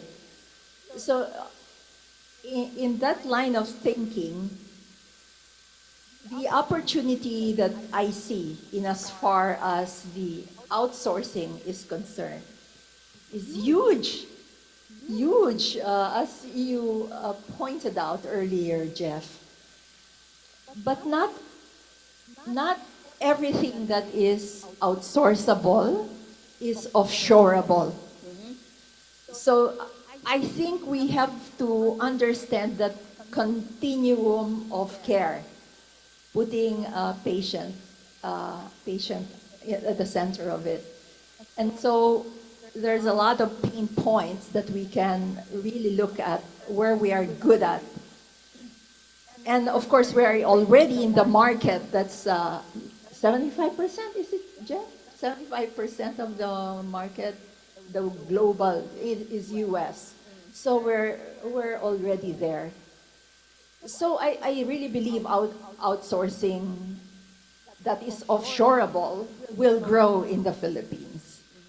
And added to that, if we can increase the domestic healthcare business, that will feed into the export market.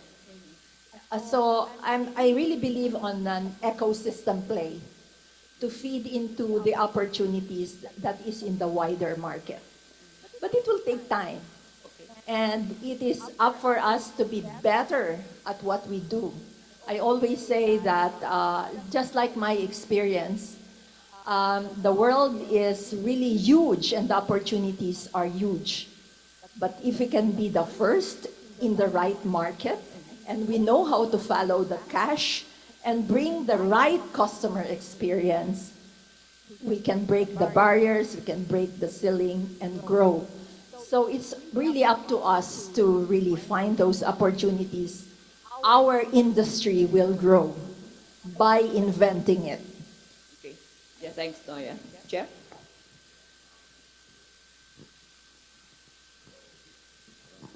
How's that? There we go. Turn it on, it works a lot better. So every time I hear data like that and I see those things, the first thing that jumps out at me is we're making a huge, huge mistake in the regard that we're trying to compare the past, methodology of the past, and apply them onto the future and intermingle the two of them, and they don't. Things exist in the time frame they exist. If you were to say yes, and if you look at all these new RPA and AI tools, and if you said if you brought that technology in 10 years ago, would have devastated us. It would have took all our jobs away, right? Because so much of our job was just rudimentary data entry. It was, not necessarily all that intelligent work, right? I mean, but that's where you started. That's how you get a foot in the door, and that's how you start with it. So yes, it would have been devastating. But if you look at today, we can't exist without it. Because we create, you see all these Google ads and things where you talk about these teraflops or whatever the gigaflop, I don't know what the number is now, or the next name is, of data being created every day. Us as human beings, back in the old model to doing standard data entry, could never keep up with it, right? So we need these tools to bring that data in, to process it, and give us some data so we can make quantifiable decisions, because now all this data is coming in. So I'm not trying to trivialize it. My point is we need it. It come at a certain place in time that ties up with where it's needed. Just the amount of data that's flying around every day now today, just in this call, everyone hears what they're posting this and picturing that and everything else. That's creating so much data.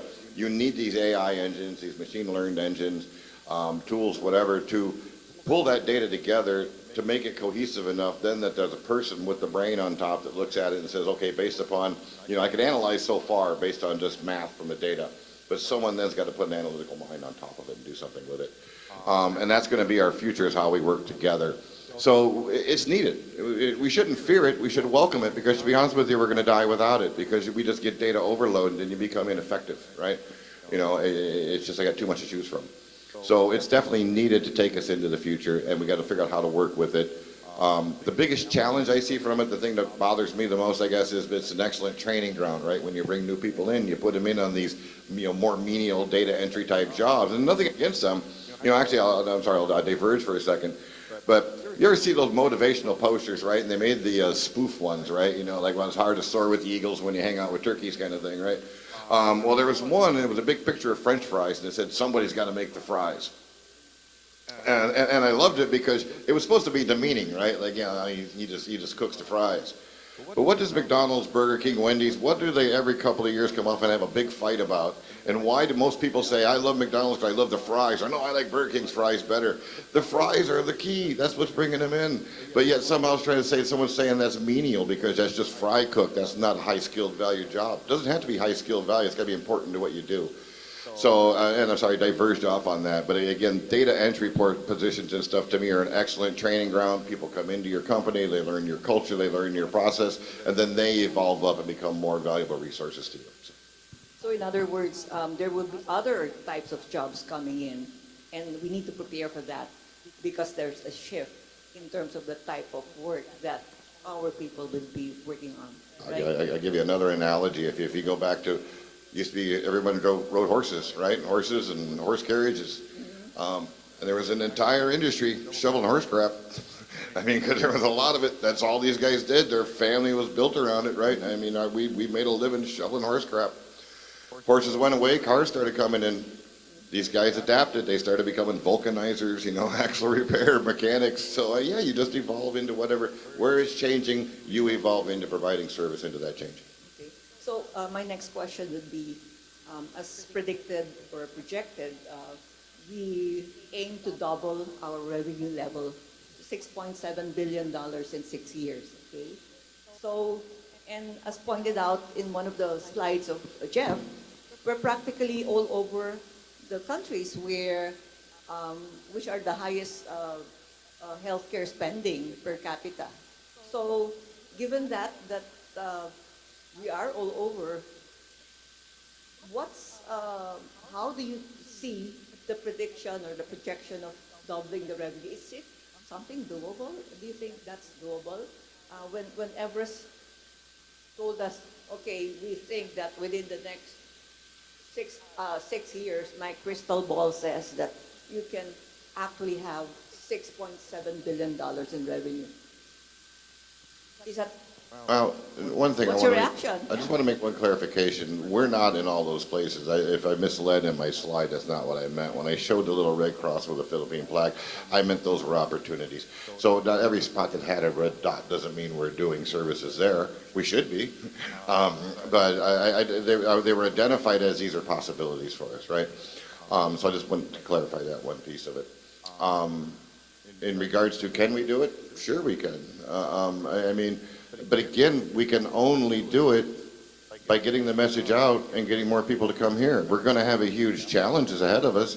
Back to again, we're going to need those AI tools and RPA tools because frankly, we don't have the manpower to double our, in that short of a span of time. It takes time to create engines, to create the manpower. I mean, it's a living thing, right? I mean, they move, they grow up, they move away, and we're creating more chances. But we can make more. Right? I mean, when the industry started, we had so many nursing schools, but then everything kind of locked down. The nursing schools went away, and we got to capitalize on the talent that was there. I've been seeing now some more nursing schools are starting to pop back up again, and I think that's, helping to feed our industry. We need to encourage that. That's back to the whole thing, working with government, looking at our ecosystem. How do we make sure we've got the baseline to support what we need to do to grow it and scale it? It's really dependent on talent also. So in the Philippines, and I would zoom into the nursing profession. This is a lovely profession in my opinion. But the incubation is long and the shelf life, if you will, in the BPO industry, you will be lucky if they stay with you for like 3 years, you should be happy. So we need to extend that. We as employers should make sure that it becomes very attractive for them to stay in the country and to provide them meaningful compensation if only we can level up to the kind of service offering that we could provide our consumers. So that's why it's the constraining part. How we can fast track would again be probably doing more creative ways of doing it by because it's not just the human effort alone. In today's environment, there should be a lot of technologies that we should attach to it. It's connecting these very important elements: care, data, expertise, and what's the technology. These four should be connected, and therefore, when we say talent, yes, can do, but beyond the talent, to make it more meaningful and to be leading and really rise up in the value chain, we really have to combine all these efforts together. It's possible. It's not impossible if we put the right partnerships together. So we have a lot of work to do. It's execution time for the industry. Right, and execution is your expertise, right? Yes, and oh, thank you. But really, the strength of our industry and the growth capacity or potential of this industry will be dependent on successful companies. Right. It's going to be the private sector who will drive it really. And of course, government is there, and thank you for them. And they should provide that environment, and they're doing that. But really, it's dependent on each of us here, represented here, companies, to make strong companies because it builds the foundation for a strong industry. Yeah. And actually, Everest suggested some acceleration levers, which we need to work on for us to really target or hit those targets, huge targets. So that's something that we can do. And you mentioned about the talent and the integration of all of this domain skills, etc. So one of the things possibly that we can think of is why don't we teach technology to our medical professionals. So maybe that can combine both domain and the skills, because it's more difficult, I guess, teaching the IT specialists to do medical stuff. No? So why not teach all the nurses, pharmacists, doctors technology? Because now we have citizen developers. So and the no-code, low-code platform becomes easier, right? So these are something that I've been thinking of, coming from, I've spent about 20 years running years running a company in technology, and we've pivoted 4 times before we sold it before. But having said that, the thing about capability building is really combining process. This is what I learned about this industry in business process. We are experts. Lo and behold, we are experts in process. We are process engineers. So in this continuum of care again, we can decouple in the end-to-end process to accelerate the service delivery, decouple it to combine those that are where process engineers should be infused. So this integration of software engineers and all the others, including nurses, there should be a science and an art to do it. I have not cracked the code. So, so the challenge is for us is, again, post-pandemic, it's really something different. We really have to create or invent the next offering that will bring us to that value chain. So thank you for those answers. And yes, we are process-oriented people here in the Philippines, especially our medical practitioners. They are process-oriented as well. So that's good. So let's talk about another topic. Like I've been seeing a lot of mergers and acquisitions happening in the United States, especially in the healthcare sector. So we're seeing healthcare providers or healthcare payers acquiring pharmacies or acquiring managed care organizations, the MCOs. So what do you think would be the impact of this thing, especially for your particular company? I take your company as an example. I know that your mother company, Elevance, has been benefit payer. Okay, yeah. So, and it's now moving towards a lifetime trusted health partner. So my question is that blurring the lines between a payer and provider? And I know that because in your particular presentation, you presented that data is now the new oil, the healthcare information would be the currency. Is it something that Elevance would be working on? Is it a shift in terms of business model? Or I don't know if you would want to answer that, but let me get your sense on that. I know your boss is here, so so I hope I can say the right things, Rajat. So see, the beauty of being with Elevance is that it is at a time where it has been transitioning from a traditional health benefits insurance to that which really focuses on the ecosystem, the key, the provider, the intermediaries, of course the consumer, who's the patient, and ourselves, payers. Over the years, you mentioned mergers and acquisition. Just like any public company has been so aggressive at looking at opportunities, we have a lot of assets in Elevance that we have acquired.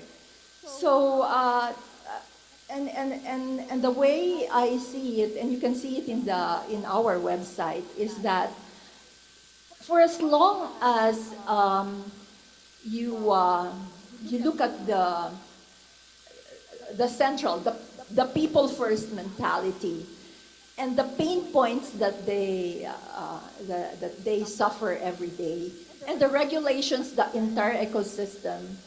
I think what Elevance is trying to do is to connect the dots. And I would say that for us, at least what my leader, my beloved leader is saying here, you guys will have to make connected care possible. And that is a reflection of the company where I am in. Those are my observations and perspective. And I'm not sure if we're the only one, but I've been so focused at building this company in the Philippines, and you can see my bruises for the last 3 years. It's really that, and I'm so excited that this is happening. And that's truly amazing, because it has been an aspiration for a lot of people, connecting the dots, meaning having a single source of truth when it comes to your particular medical history. And look at where we are right now. If you want to go to another hospital, the records are in another hospital. Lo and behold, you'll have to answer a lot of questions trying to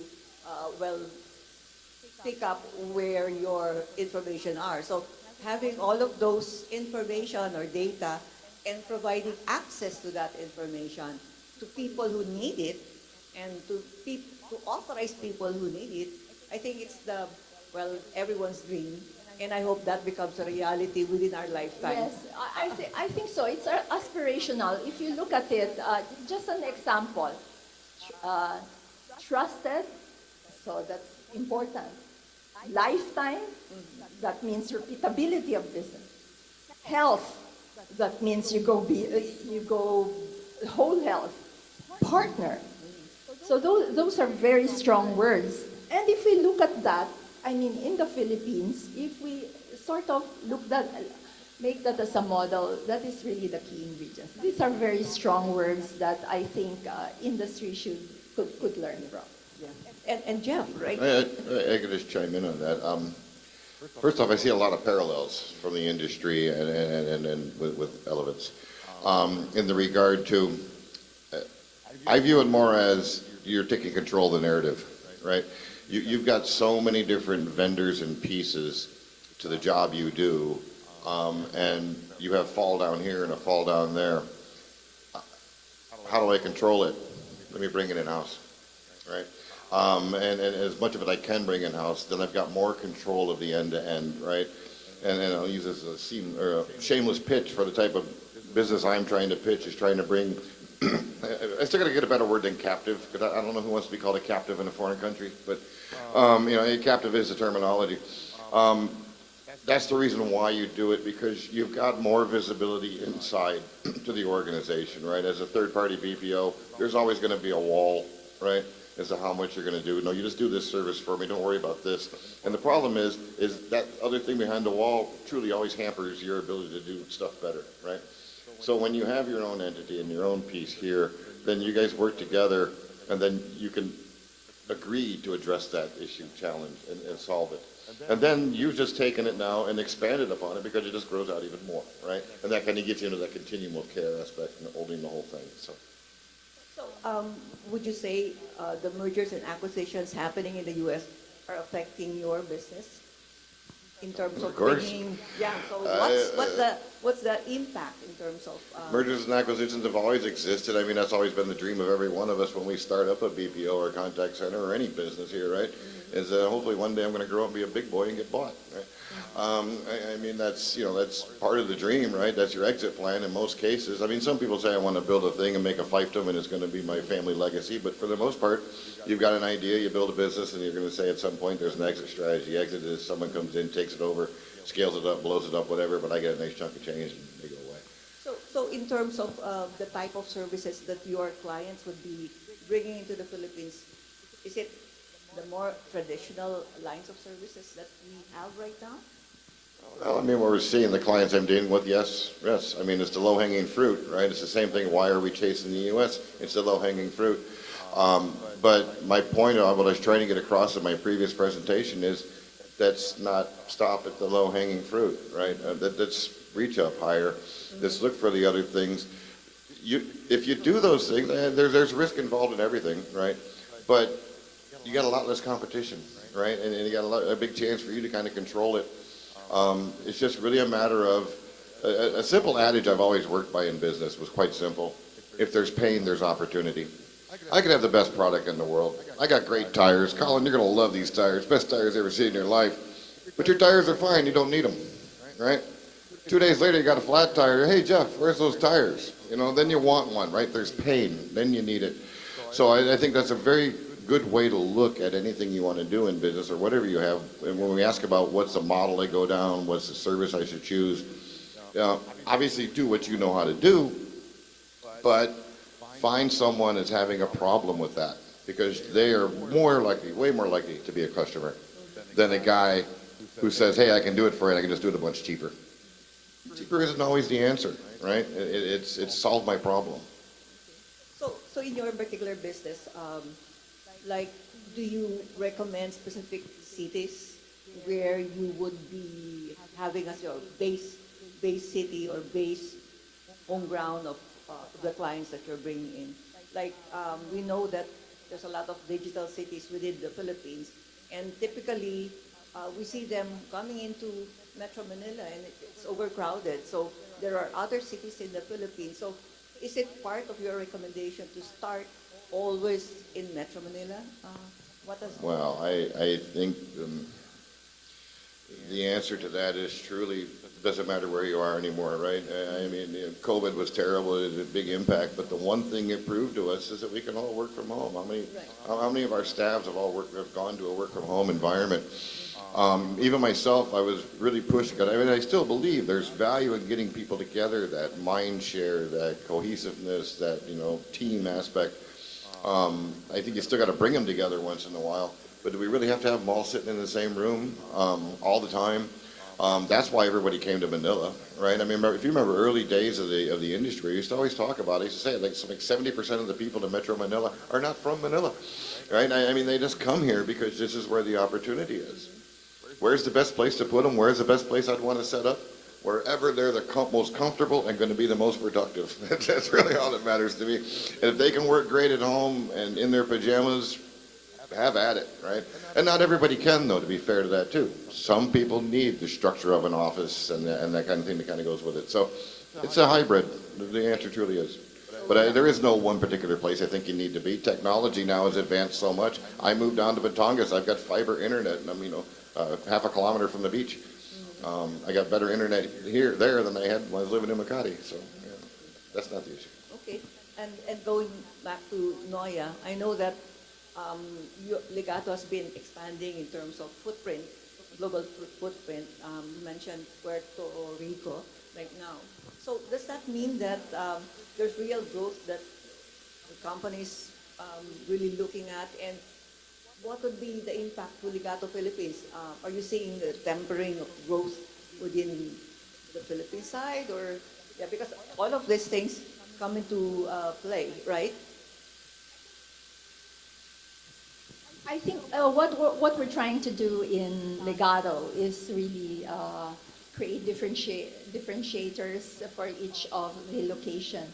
Puerto Rico is it's a great place to access Spanish-speaking resources, which Philippines cannot really supply in terms of scale.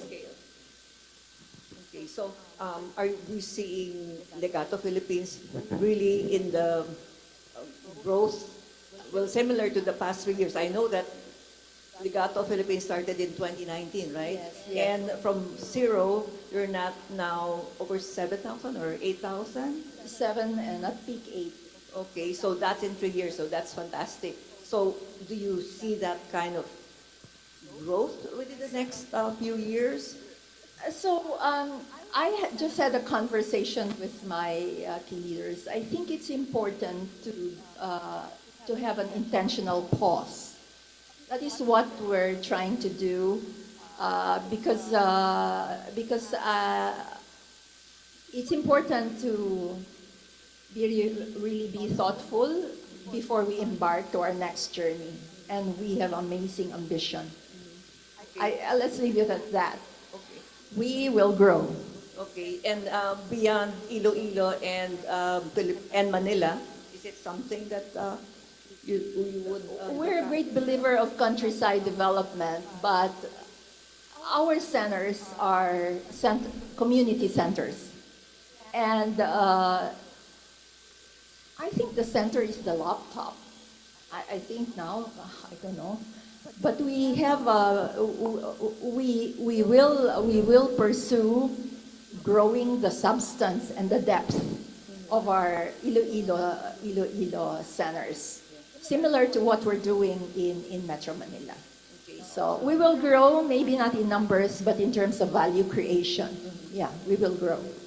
Sorry, to add on that, to the question about, again, I think work from home is great. I don't know if it's going to be 100%. Again, I think it needs to be a hybrid.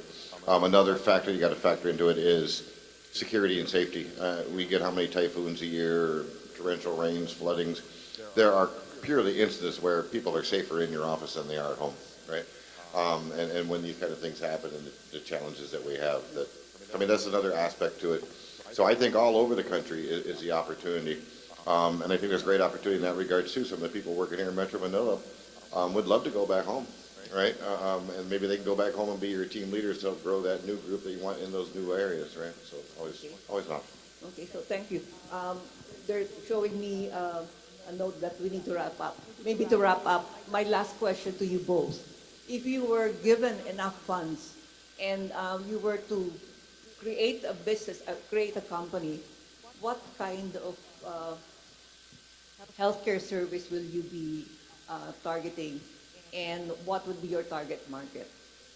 So just for your final, just to make sure that you've gone through your crystal ball, and I know that it may be, but given gazillions of dollars that you have in your pocket, where will you bet on in terms of the type of service and the market that you would be pursuing? You made me thinking. You want to go first? I'll jump in. I'll give you time to think about it, okay? I don't know. Because none of us can really predict the future, right? The challenge you had. You don't know what's going to be. I can tell you a snarky answer. I'm going to start growing marijuana because that seems to be the business now. And then we sell that, and then everybody's happy with it, and it seems to be a good, solid business that's got an endless supply of customers. So that's one aspect of it. But truly, I don't know if it's as pointed as what service do I want to pick and what country do I want to do it in. I want to do it in the country I'm at. You guys are stuck with me, right? I came here 20 years ago, and I'm not leaving. So this is the country I want to do it in. The actual particular line of service, I think, I'll be quite honest with you, my company's not all that old, and I'm happy with it. My tagline for my company is enabling excellence. And I'm a consulting firm, right? Right now we're helping other companies kind of set up in this country, but I'm in no way, shape, or form limited to just that. This is the beauty of this healthcare industry and all the things that, those numbers and stuff I was showing you and things we talk about. There's always something exciting to get into. And to me, if I'm going to be any business, it would be a consultant because I'd have that opportunity to. I can go and dip my fingers into whatever I'm thinking is pretty cool at the moment, I think at the time of this time for me, I think I'll go with my passion. I really would like to have a sustainable social enterprise focused on building capabilities. But it has to be sustainable because how can you grow? It has to make money. So, and my view is more longer term. So if we can create value in terms of, let's say, for example, since I'm in healthcare, building capabilities, evangelizing what the nursing profession is and can do, that it's a wonderful world of beyond health bedside. I think I want to be there. a sustainable social enterprise that has a revenue stream. So from growing marijuana to social enterprise. So there you have it, my panel right now. So thank you very much for this conversation. And I'm sure you have a lot of takeaways from this conversation. Again, thank you and have a great day.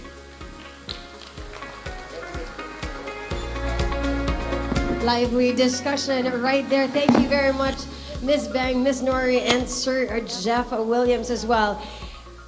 There was that question a while ago, my ears perked up. What is your recommendation? Should we bring the businesses in Manila? And I'm like, it is not my recommendation, but it was my huge encouragement to please bring your businesses in Mindanao. I am actually a Manilena at heart, but I moved to Mindanao in 2016 and I absolutely love it there. I love coming here for the food, but after 5 days of the traffic, you know what? I'm ready to go home. So I hope you can seriously consider, bringing your businesses in the islands of Mindanao. It's beautiful there, and sometimes it's too beautiful. I tell my husband, I'm really happy that people think there are a lot of terrorists here. That way we don't get exploited, but that's a joke. All right, interesting discussion as usual. So as we move on to our next plenary discussion, this is the CXO Forum. So we are going to talk about our theme. Do you guys remember what our theme is? It's actually HIMSCON PH, HIMS Reimagined. I am going to call on my moderator, once again, who did a fantastic job being one of our panelists this morning as well. I'd like to call on, once again, here on stage, the co-founder and CIO of Genfinity, Mr. Jeff Williams. He is going to come here and introduce his panelists as well.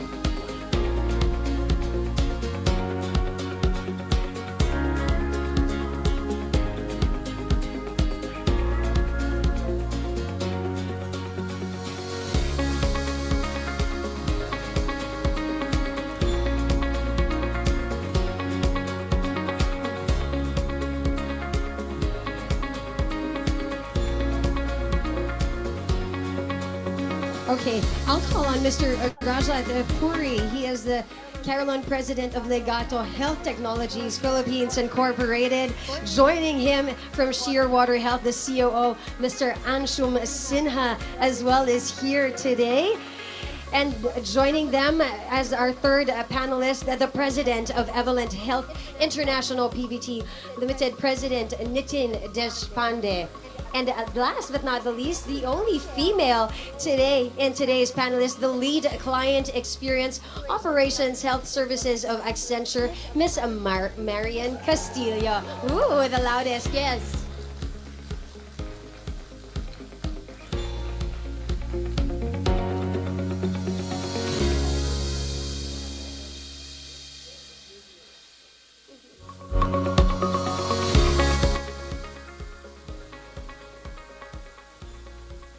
Okay, you guys tired of me yet? I've been up here for a while. Actually, this is a beautiful thing because I've been known to rattle on and talk too much. I'll be honest with you, I've been talking too long, so I'm going to pass off as much of this as I possibly can to you guys. And wouldn't you know, this thing died. Yeah. All right, that means we're winging it. Unfortunately, I have your intros on here. Okay, well, so sorry about that.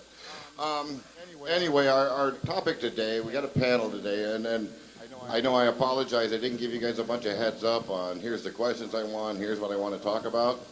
And it was somewhat planned because who am I to tell you guys what you want to talk about, right? I mean, you're all leaders in your own respective fields, very well, renowned and recognized for that. So I think the best thing we can do, whenever all the work I've done with HIMAP over the years, is always how do we work together to inform these delegations, the members that are here, either virtually or here in person. How do we could have a good conversation, talk about what we know, and hopefully give them some insight and something that's going to be beneficial to them. So that's really all I want it to be. The title of our session is HIMS Reimagined. I didn't even know where do you go with that. right? I mean, do you look at it like you do a movie? You know, I mean, you see, okay, you remember the old Batman TV shows, right? You know, and Batman was campy and crazy, and then Chris Nolan came out and made this crazy, gritty, darky Batman, and that was Batman, you know, reimagined, right? So if we're going to say HIMS reimagined, and I want to do limited to Philippines HIMS, because I think that's obviously the audience we're talking about here. Based upon what you know of the Philippines and where it all is, you know, how do you see what's going to be your reimagined aspect of the Philippine HIMS industry, right? I mean, you know, here's what I'd like to see, you know, kind of aspect. And you can certainly call back to why you got there, from where to what got you to that thinking. I think that's important to understand it. So, so from that point of view then, and I'm sorry, I think that thing might have come back up again. Terribly sorry, I've lost your... There's a chance it could come back to life.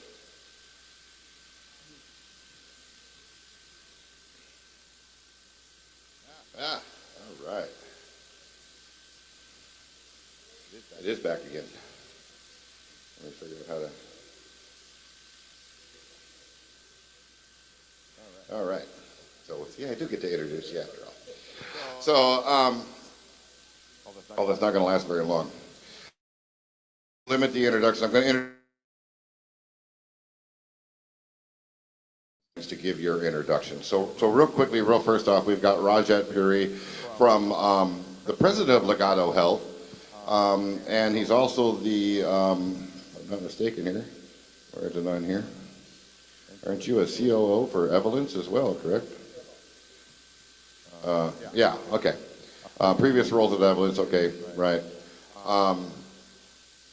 Anyway, the president of Legato Health Technologies, in charge of Evolence Health, wholly owned subsidiaries, Legato Health Technologies in India, Ireland, the Philippines, Puerto Rico, and other potential offshore and nearshore entities. Basically, the guys all over the world. I think he knows a little bit about the industry, right? And then I'm going to go next there. I've got Ann Shum. I know who in this room does not know Ann Shum. I mean, you've been such a huge contributor to HIMAP over the years. Shearwater has just always been there, working with us, growing with us.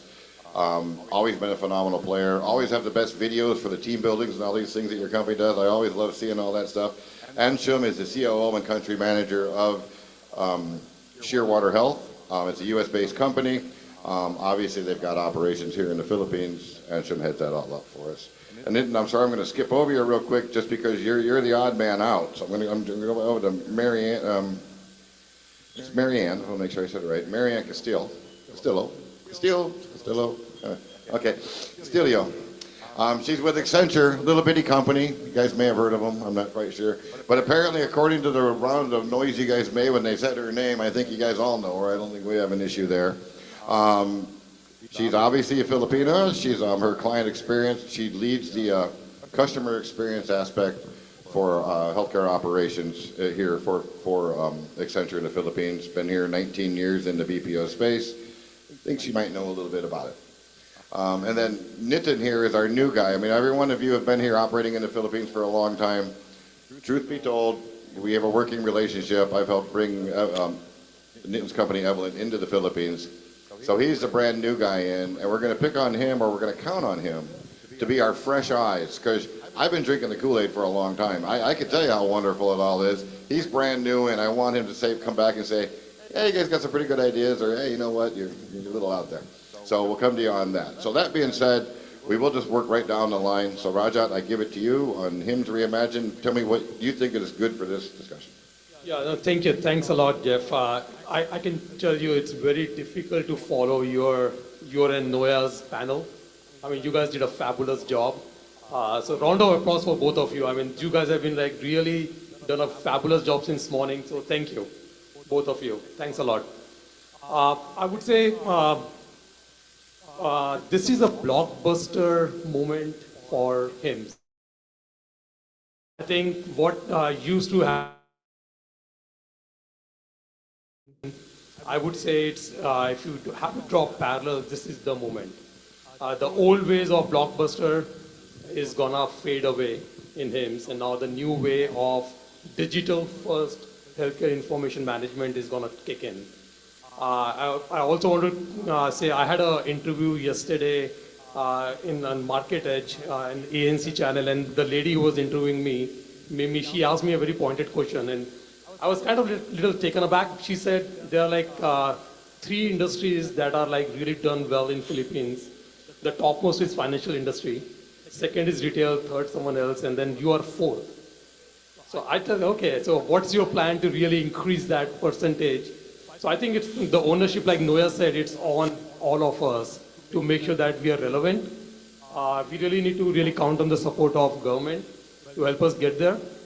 But I think the way to pivot, the way to grow is really adopting the digital transformation that you and Noya and Ben, you spoke about in the morning. Time is now. I mean, this is the time to really figure this out, transform healthcare. If you think about it, what happened in the last few months or few years, we changed the entire industry. I mean, people were not used to having video telemedicine or video consultation with the providers. The only way of access to care was going into clinics and hospitals. That all changed with pandemic, right? I know you don't want us to use the word C, but that's exactly what happened, right? So I think that, in my opinion, that's just the start. There are multiple things. Noya talked about data exchanges. That's another way. Ben talked about like interconnected systems. All of that are very relevant in today's world. I'll take a pause, but I think that's all. Like the sky is the limit, I would say. Great, thank you. And again, keeping it interactive. Anyone want to comment on that before we feel free? Okay, so our topic is Seems Reimagine, right? So I actually joined all the sessions since Monday, and I know it's tough for people working night shift. So we do full shift, and then we stayed on from 7:30 to 12:30. And what I realized, right, is that we truly understand the problems of the healthcare system, right? What are those? Reducing medical costs, admin costs, providing the ability for the clinical resources to focus on patient care, and us taking the admin part work of that, right? And more importantly is our ability to help our clients to provide accurate and timely access to care for members. I think that's the value of everything that we do. And I've also heard a lot of discussions on talents, the gaps in hiring. There's also a very interesting discussion on AI, right? So the way I look at it is that as we try to solve the problems of our clients, it is really as a combination of human plus machine solution. Typically, back in the day, and I've been here 19 years when this industry started, we have what we call lift and shift, right? You copy and you put it here at exactly the same form and shape. But that kind of BPO is dead. It's dead. We don't do that anymore, right? So I think the power rests on us in terms of, as we try to look for solutions for our clients, is to really think about it's just not warm bodies that you put into the process, or it's not just a standalone RPA or AI or predictive analytics, but really it's the combination of human plus machine combination to solve that problems and drive business outcomes for our clients. Okay, great, thank you. Anson, sorry, that's I mean, in terms of imagine or reimagine, I think the way we need to look at it is that it's an evolving industry, right? We need to reimagine it every year and not once in 6 years. I think that's a starter. Coming from a service provider side of the industry, what we see is, and we have the view of the both, let's say, for example, health plans as well as health systems. What are the challenges both sides of the industry are facing, right? And we sit in a very unique position to be able to help both sides of the spectrum solve those problems. And I think that's where we have to reimagine our positioning in the market. We are not just service providers from a workflow perspective, from an industry perspective, right? Because we have that visibility. And that's why, I mean, going beyond just that initial aspect, that's why I take the BPO word in a very negative way, because as you alluded to earlier, it's not just about outsourcing, it's about solutions. And we've also become champions in operations management. I think we as the industry here, an operations management industry, and not exactly an outsourcing industry, and that's what we have to reimagine every year. Anyone want to comment on that? No. So you're a new guy in. So I don't think it's reimagined. It's imagined, I guess. So what's your thoughts on the film? Yeah, and to be fair, even this imagination is something which is very recent for me. So let me quickly tell you a little bit of history. So I work for Evolent Health, and that was before that I worked for Valence Health, which got acquired. And as usual, acquisitions is the name of the game every time it's happening. So the way I came into this whole thing was the CEO of Valence Health that time first time thought, and can you believe that they had not heard of any of outsourcing, offshoring at all. And we had worked together long ago, so he said, well, can you do something for me? And that's how we set up in India. And we grew, and that's just like all the other companies here, we grew. But we realized that we could not do some things as well or at all. One was customer support, particularly voice, talking to members, talking to providers.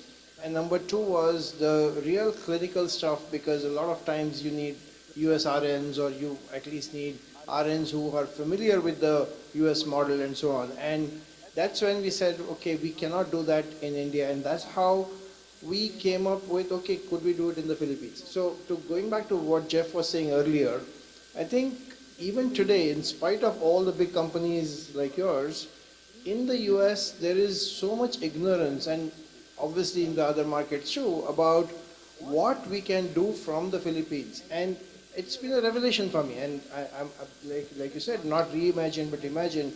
When I was coming here, we just said, okay, we can do some voice support, we can do some clinical stuff. But it was a revelation when, again, to Anshum's point, we quickly realized that it's not just doing what we were doing in the US back here, but doing it much better. The first thing that our team here came up with is, the way you're doing things is wrong, or it's not good enough, it's not efficient. Let's do it in a different way, let's do it more efficiently. And I think that's the great opportunity for the Philippines. It's not just offshoring or outsourcing, it is, to Anshum's point again, reimagining that process and doing it far better. And again, like she said, doing it with a combination of machines and human beings in an integrated fashion, not just AI, not just machine learning, but all these things put together to come up with a solution. I think what you guys are doing here is just phenomenal. And in a short period of hardly 4 or 5 months, we have quickly realized how much more we could do here. Again, please feel free to chime in and add on to the conversations if you'd like to. I've got questions, but I really hope it can be just more of a banter back and forth, right? I mean, feed off each other. Raja, you made a comment about our blockbuster moment. And at first, when you hear the word blockbuster, you're thinking big movie, like it's our big blockbuster moment. And then I listen and I go, oh, no, wait a minute, you mean that in a bad way, right? The blockbuster that got eaten up by Netflix, right? And I like that because complacency is the key word to that, right? I mean, a blockbuster is a complacency model that, hey, who's these little Netflix guys? They could have bought them for $1 million, right? We all heard that story, right? But they didn't want to deal with it, right? So what do we do? Any of you, please chime in to avoid this blockbuster moment. What do we need to do? Yeah, so talking about the complacency, and my team is here, they know that. I told them that the enemy is not our competitor. The enemy is not somewhere out there. The enemy is the big C. So I always tell them our enemy is the big C, is that complacency. I think our advantage as a service provider, right, we're on the other side. And you've heard my colleague Julie Atendido from our technology team, right? So as we understand our clients' business problem, right, is we always think about how do we solve this from a perspective of, again, that human plus machine intervention and coming up with new ways to solve problems, right? And, that collaboration between, people, and we've talked about it earlier with Miss Beng and Miss Nora, that we are process engineers. So if you combine the process engineering skill and expertise of the BPO world plus the technology, right? And we are supported as an Accenture, as an organization. It's it's a huge organization. There's always there's always an effort to find something new, and provide that to our clients. So I think fighting the big complacence is always thinking about what are the new solutions that we could provide to our clients that has not been done in the past. And so far, it has been working, right? Think about, I'm going to give us an example, right? There are clients who wanted to do Medicare, offering Medicare Advantage plan. And we come there and offer, you just sell it. Clients sell it, we'll do the BPO, we do the technology. All you have to do is just to sell. So that type of continuing to find ways to drive the business outcomes through a model that has not been tested in the past, I think has been the key for our clients to be successful working with us in Accenture Philippines.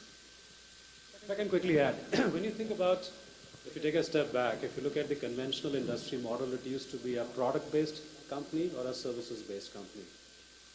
What digital transformation has done is it has blurred the lines between a specific product and a specific services-based company. Look at General Electric, it used to be a very product-based company. It has rapidly become a services-based company as well. So when we think of ourselves as a services-based industry, we should also think about how can we productize our services and start marketing those. So for example, in the HIMS industry, when we talk about which is the most sort of outsourced or offshore service or workflow is utilization management. Why don't we productize that and start marketing it, right? And that could completely change the paradigm in terms of the way potential companies are looking at offshoring, right? They're not looking at healthcare offshoring, they're looking at utilization management as offshoring, right? That changes and that takes away the complacency of, as you alluded to earlier, the labor arbitrage and all that, old models to this new model of productizing our services. I love to hear that. I had discussed that years ago back in previous company, exactly utilization management. So when you said, I had to chuckle. Because to me, you become a McDonald's menu kind of thing now, right? You can say, hey, I just want to order some from you, right? I want it. And what's the biggest challenge we have when we do these services? It's usually our clients' limiting platforms, right? I mean, I remember back in the day, some we were doing, I literally had an agent sitting there and they had 20 screens open to do one function, right? I mean, because I had to do it here, then I had to move it over here, then I went down to this one, and then went back up to this. And some of those screens look like the old DOS screens, right? I mean, it's not even a GUI, right? It's just text. So I think that's a great idea. If we could take something and productize it and then build it into our own platform, and then just say, you give me this data, I do this job, and then give it back to you in this format, and then you put it back in your system. And maybe technology is going to allow us to start doing that finally, right? In the past, when it was all on-prem systems, it was really a hard thing to do. But now everything being plugged in the cloud, I think we get closer and closer to making something like that happen. Can I add one other thing? I think other than just productizing our services and all, which is very important, I also feel that this entire concept of like different locations, like Philippines is only good for customer service or clinical operations, or India is only good for, I'm making it up, let's say technology, back office, and Ireland is, Puerto Rico, what Noah was talking about, is good only for like this. I think that is changing very rapidly. The kind of investments that government is making in Philippines on digital and artificial intelligence and all of that, I would not be surprised if the next round of like startups or AI technologies come out of Philippines, because they already have the domain, like which is clinical operations. I think it's just really applying those principles of digital transformation into those, and I think I'm telling you, I'm very optimistic about Philippines. Thank you. I'd love to hear that. I'm always the evangelist, so it's good to have another one in the crowd with me. The only qualifier I put on that is scale. That's the only real qualifier I put. I agree with you 100%. The capabilities are coming up, but we still look to India for scale when it comes on the technological side. We look to the Philippines for scale on the clinical side. And I'm sorry. Yeah, I was just going to add to what Rajat said, that yes, it's absolutely right what you said. I think one more thing which we need to do both with the government support and HIMAP and other support is, in the US particularly, which is what I am more familiar with, there is still a lot of ignorance, I would say, about the constraints, the PHI exposure. Even though the data is still sitting there, what if there's a breach? All that is still very much there. Now I know all of us, the fact that the industry has grown so much, we have come a long way. But still, to your point, Jeff, if you want to really double, and somebody asked that question, could you double in the next 6 years? I think if we could do more education around how successfully we have come over that problem of privacy and HIPAA and all of that, I think that will go a long way. In fact, today, even though we are set up, we are still struggling with some of our clients to convince them that this is this is not a new thing. We are not reinventing the wheel. It's already been done. But the people are not willing to accept that. So that's one. And related to that, to both your points, when we say productize, during that productization, if we could have some way of handling this other issue about HIPAA and PHI by having some, I haven't seen yet a good de-identification technique which preserves the original data and which can be two-way. Now, again, I know it's asking for too much, but if we could do that, it's not just Philippines. I mean, the whole offshoring world will change if we could do that. But maybe that's a little more long-term, but certainly educating people about what is possible without affecting would be useful. So just talking about PHI, right, and security. Remember the day, maybe all of you that are in here, remember the day pre-pandemic, right? What was the guidance? You have to be in a wall, it has to be covered, you cannot be seen and all of that, right? And that's how we have been brought up in this industry, that you have to really be in a space, and that because of security compliance and HIPAA. When pandemic happens, remember March of 2020, we were all running back home with our computers. And we were allowed to work from home. For the most part, we didn't even have a formal agreement with clients. So I think for all of us that have been in the industry for so long, we have seen that our clients have loosened up. They have loosened up and they have come to realize that for us to be able to really serve them much better is to allow us to really work from home. And I think all of us, right, even clinicians, and even our new clients now are open to, to a hybrid model where you can work in office, you can work from home, whatever is relevant for the business. So I think the education to potential clients are important, but I think across the board, the industry has loosened up in terms of HIPAA and security compliance. Ashwin, let me go back to you real quick. Your process champions thing that you brought up. That's a near and dear one to me because it's a challenge for me. How to get... We're in this country because we love that nice service mentality and the friendliness and the yes sir, yes sir, yes ma'am, all that works great. But then on the flip end of it, when I get them on the call, it's like, oh, you're too nice and you're dragging on. Get to the point. Come off as an authoritative, not just a yes, I can do what you want. And again, it's a key piece to saying we're a low-cost, service provider versus a solution provider. How do we get that process champion stuff to get them to emulate it as well, to come off as consultants versus just yes sirs, and do what you want?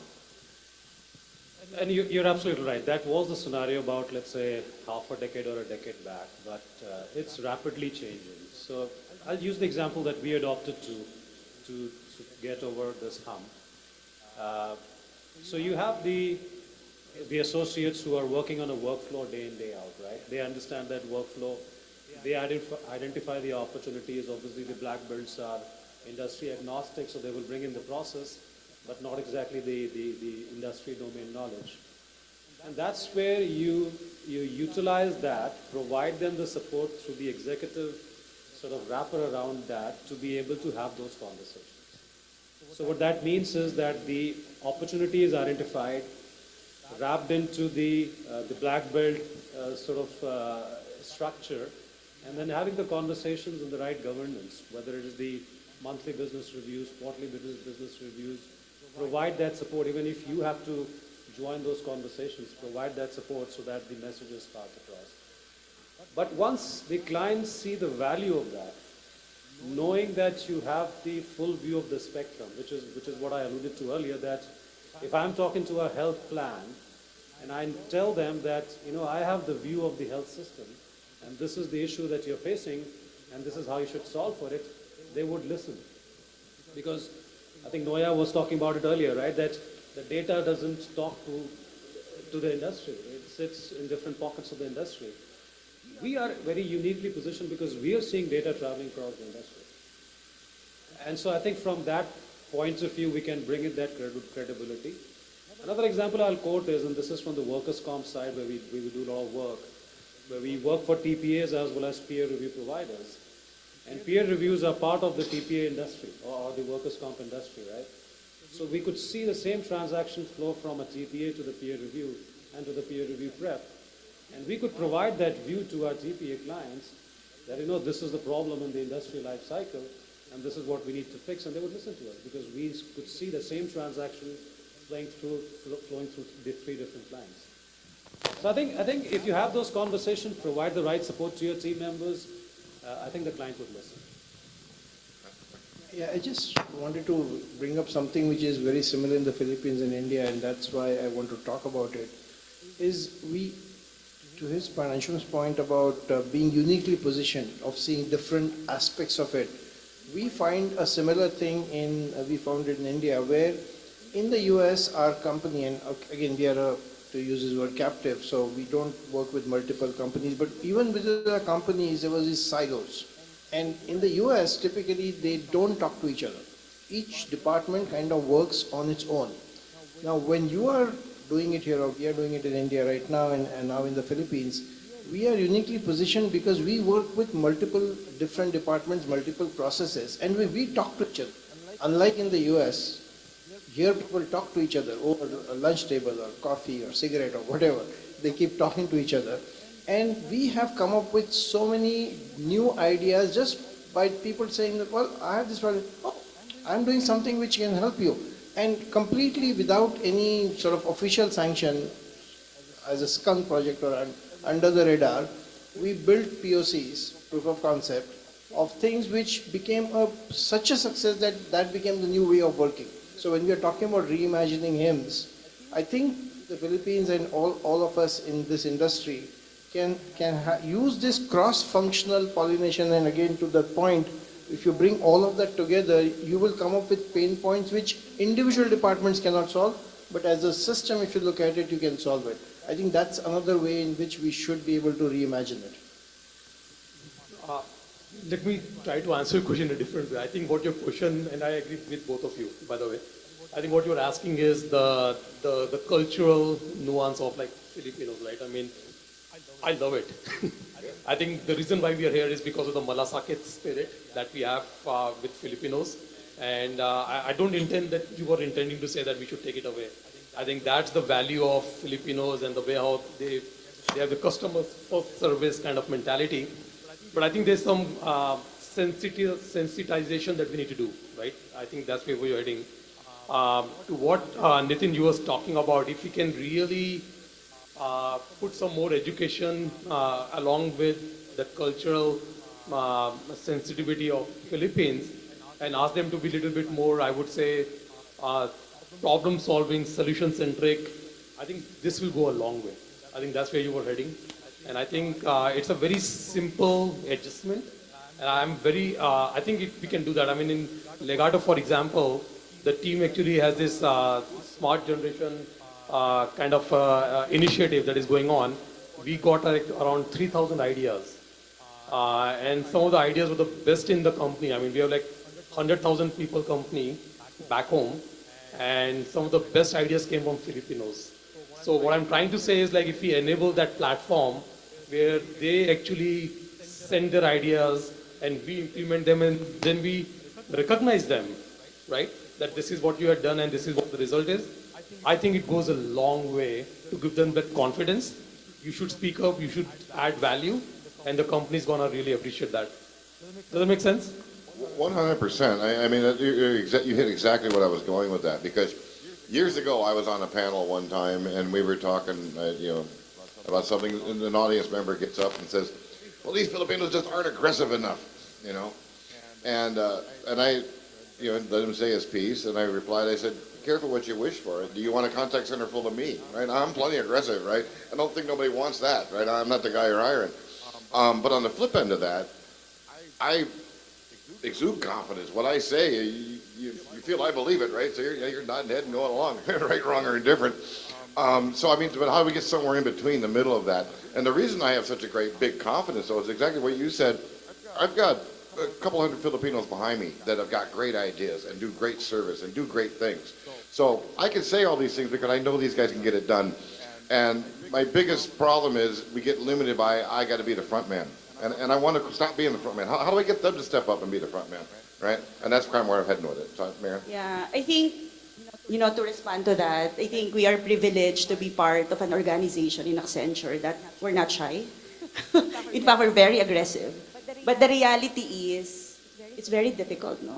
Especially with clients, to break tradition. No? For people who've been doing the work for many years, it's very difficult to tell them, hey, there's an automation that can solve your problem, right? So that's one. The second part, that also a challenge, I don't know, Anshum, if you encounter that also from your side, is really the difference between the business and technology on the IT side. We have a lot of ideas. We go to our business partners. They say, yes, Marianne, let's do it. It's amazing. It's going to help us. When you go to the technology team of our client, it's very difficult. No, it's like going through a very difficult process of convincing them that this will work. So I think there is a chance, to your point, that Filipinos can be more aggressive. Everybody, we have to be more aggressive. But I think there's also an opportunity on the client side from a business and technology standpoint to really connect, and the ability to really embrace and acknowledge that these changes needs to happen for their company to really be better. So. Okay.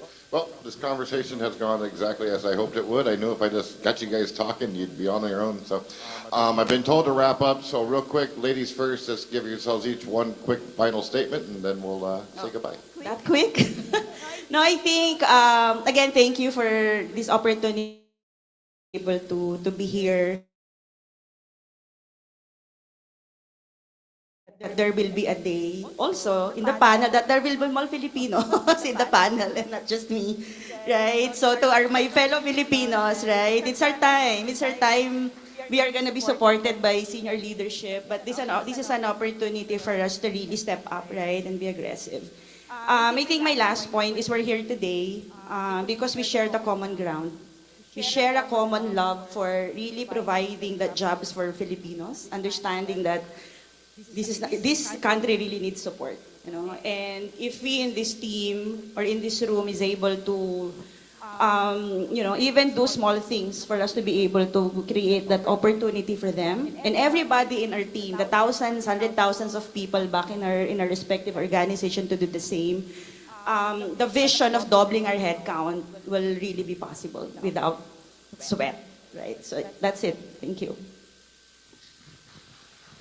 Yeah, so I just wanted to end by giving one simple thing that we keep talking about. Cost should not be important, it should not be cheap, I agree with that, and value should be important. But if we want to reimagine the Philippines as the sort of hub for not just, like you were saying, not just the US and the developed countries where the per capita consumption is very high. If you want to go to Africa, if you want to go to rest of Asia, then you have to do both. You have to still keep the cost in control. So let's not forget the fact that being low cost, in the US, it might be okay for the US customers to kind of, even if the cost goes up a little bit, it won't hurt so much, but it will be impossible. To give you an example, a lot of softwares or other solutions which were built for the developed countries failed miserably in the developing world. And one of the things that happened was in India, we found that the local centers of the same companies came up with a much cheaper but equally effective version which didn't have all the bells and whistles, but which really did a good job in the developing nations.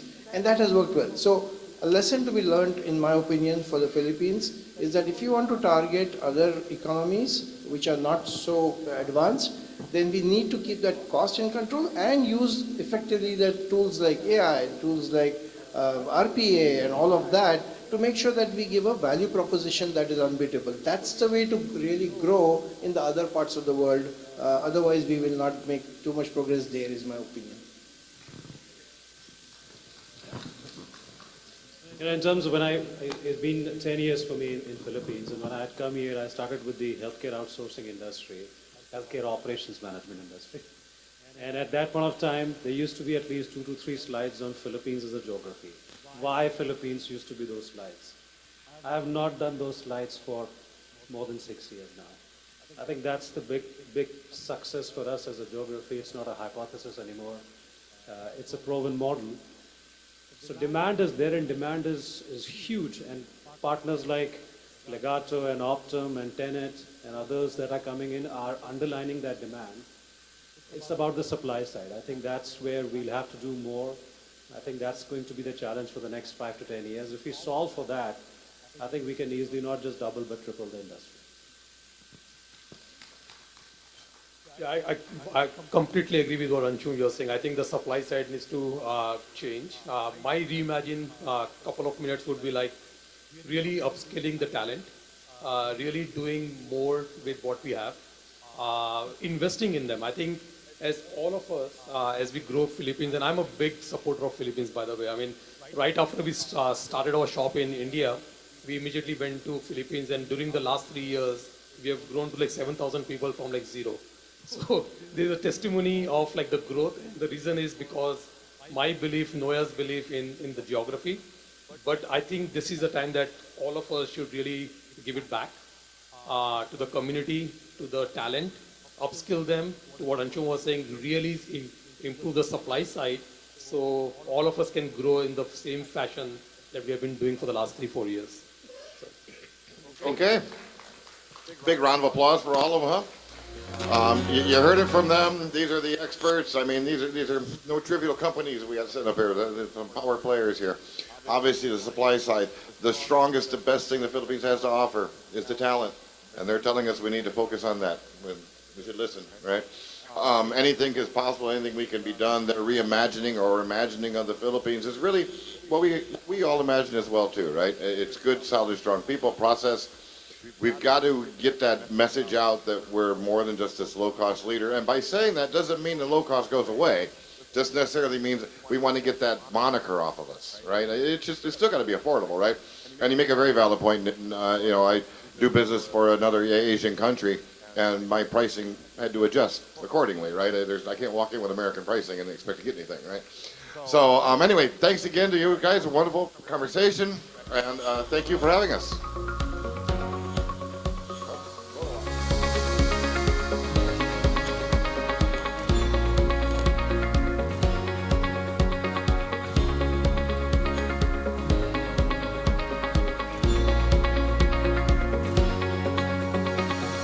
Thank you very much for the panels. They will just take their photos and on stage. But again, what a lively discussion. A lot of things to learn. This afternoon, we've heard the words communication, collaboration, and talking to one another about how we can improve HIMS services here in our country. Okay, next up, we're going to have lunch. In the meantime, I want to thank our sponsors. They made today possible, and the last 3 days possible as well. Of course, we want to thank HIMAP. We also want to thank DICT. This is a perfect example of how government and the private sector can work hand in hand in improving the services that we bring to the Filipino people.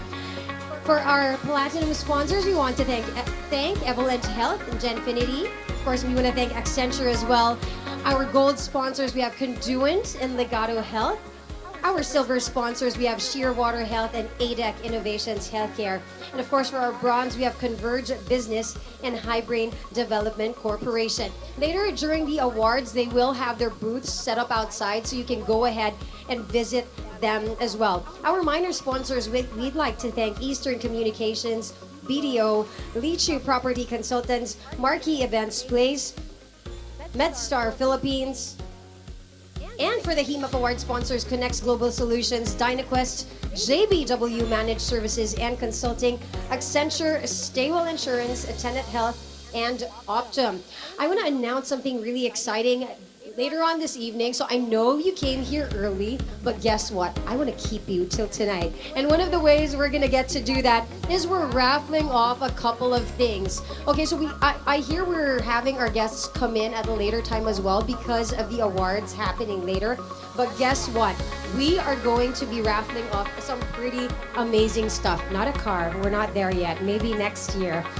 We're giving away 4 GCs for an overnight stay for 2 breakfast with complimentary breakfast at Philly Hotel, the first 5-star hotel in New Star Resort and Casino in Cebu City.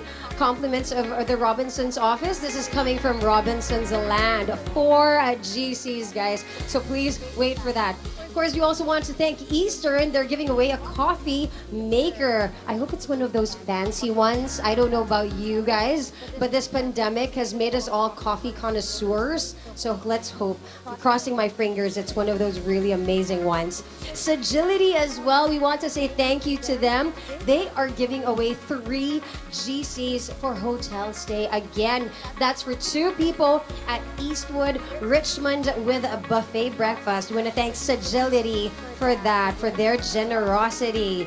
And of course, Got It All Marketing and Alveo is giving us 14 pieces of Slimmer's World GC with 1,500 pesos each. So let's give it up for our sponsors for wrapping off these amazing items. Maybe next year we'll give away a car. Don't hold your breath for that. All right, lunch is up next, ladies and gentlemen. You see the buffet in both sides of the room. You don't, and our room is not as packed just yet. So it's the perfect time to refill our stomachs, get re-energized, go on a call if you need to go on a call, go on your meeting if you need to go in that quick meeting. We'll be back here at around 12:30 or 12:45. In the meantime, enjoy your lunch for now. We'll see you after.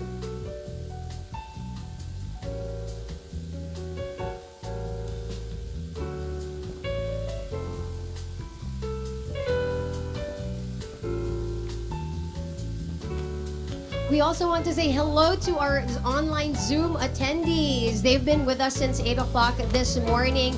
We peaked at around 50 participants. So we want to say thank you to them for joining us this morning.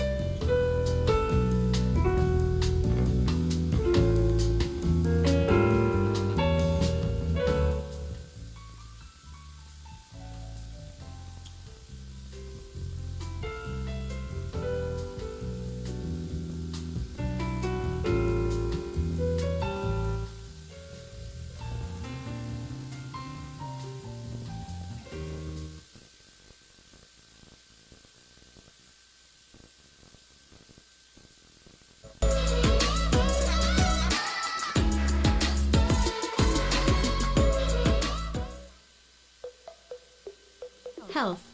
It's more than clocking miles, getting checkups, and finding balance. It's your business. At Conduent, it's our business too. So for you and your members, that means lifting administrative burdens and engagement, raising member satisfaction and heart rates, lowering costs while alleviating concerns. Because we know how important it is to engage members throughout their health journeys, we're here to help you move forward with more insights, precision, connectivity, efficiency, loyalty, with reduced medical spend and lower costs. It starts with our powerful core claims administration, processing over 1 billion claims each year, serving 8 out of the top 10 U.S. health plans, significantly reducing annual costs. We combine this with comprehensive payment integrity services, recovering inaccurately paid claims, leveraging more than 30 years of expertise and analytics, helping to lower medical spend by up to 5%, all while delivering coordinated care management. We know it takes empathy and trust to change member behavior, which is why our care management team takes a holistic, data-driven approach, improving outcomes, raising quality scores, and closing gaps in care. Conduent brings it all together with best-in-class member contact services, handling daily conversations for large and regional health plans, and more efficient print and mail fulfillment, capturing, indexing, and classifying documents for easy access, connecting people, process, and technology to power exceptional member experiences with greater efficiency. This is how Conduent is leading business process solutions for healthcare. This is how we can help you move forward.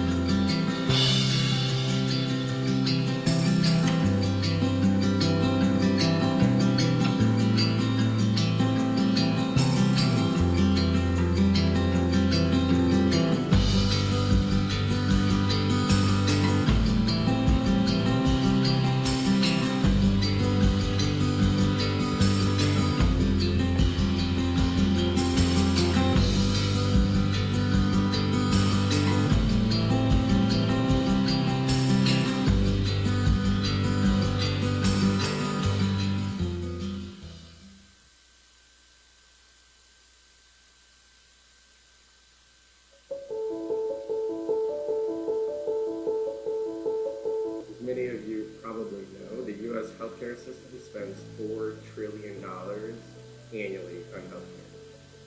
If you assume administrative costs are 10%, that's $400 billion.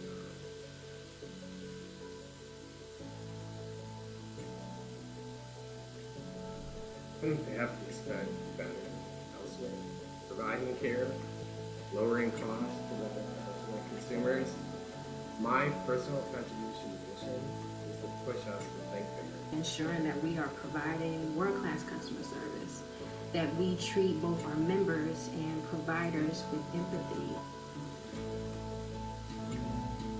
I contribute to Evelyn's mission by educating our partners and physicians on risk adjustment and strategizing on what we can do to ensure physicians are able to capture and document all conditions that coexist and affect patient care during their encounter with the patient.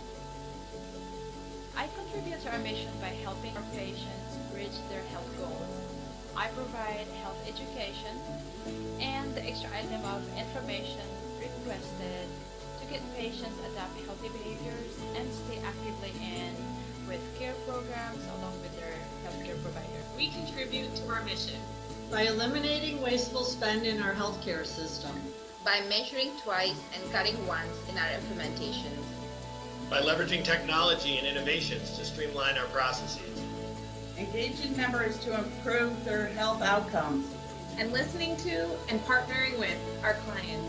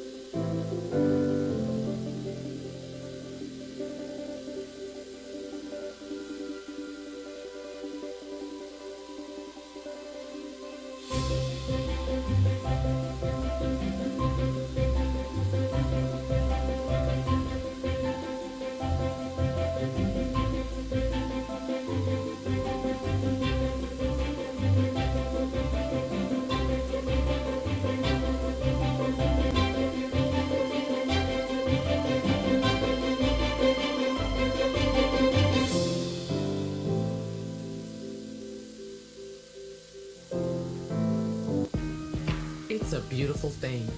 Change. Embrace it, and your business can improve our climate. Give more people a place to call home. Inspire a global workforce to be a force of innovation and growth, and help reduce food waste and combat hunger. See how the value we bring to your business can create more value in our world. Accenture, let there be change.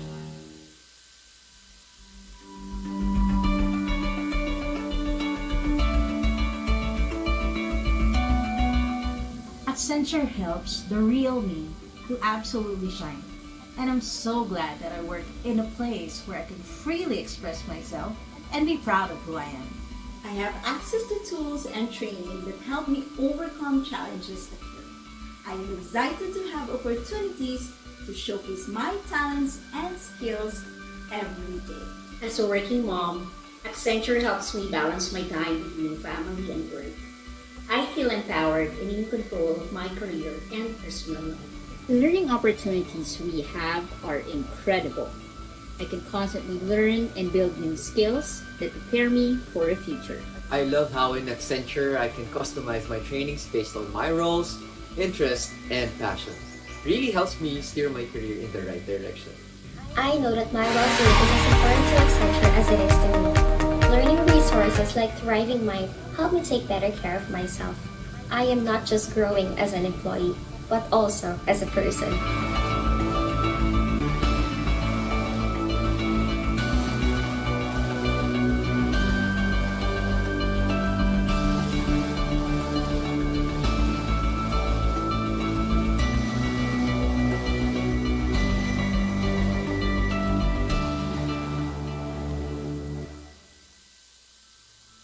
Welcome to HIMAP, the Healthcare Information Management Association of the Philippines. The healthcare industry is experiencing transformative change. The increasing demand and rising costs for healthcare-related services by an aging world population are driving all aspects of the healthcare industry to reevaluate existing and to innovate new processes and solutions to cost-effectively meet the growing needs. HIMAP is an integral part of this transformation. In an ever-expanding digital world, electronic protected health information is proving to be invaluable. This data is securely recorded, stored, and utilized by healthcare providers, payers, and pharmaceutical entities in a myriad of ways, from revenue cycle management aspects to clinical decision support services. Today's enhanced data analytics initiatives have contributed greatly to significant improvements in the quality and cost of care. Enterprising leaders across all industries recognize and for over a decade have capitalized on the capabilities that the Philippines provides. The combination of highly skilled and motivated workforce, competitive costs, strong government support, and a robust infrastructure have propelled the Philippines into the #1 destination in professional voice services to the world. At the heart of this successful growth is the Philippine Allied Health Professional. With an intrinsic culture of care and unparalleled clinically trained resources, the Philippines is the destination for access to a young, motivated workforce that adapts seamlessly into the digital age of information and utilization. Keeping up with the constantly evolving healthcare industry and capitalizing on all the benefits of technological advancements require a partner with proven industry expertise, innovative thinking, and access to properly trained personnel and a strong commitment to excellence. Members of HIMAP possess all these attributes and more. The Healthcare Information Management Association of the Philippines. We care like no other.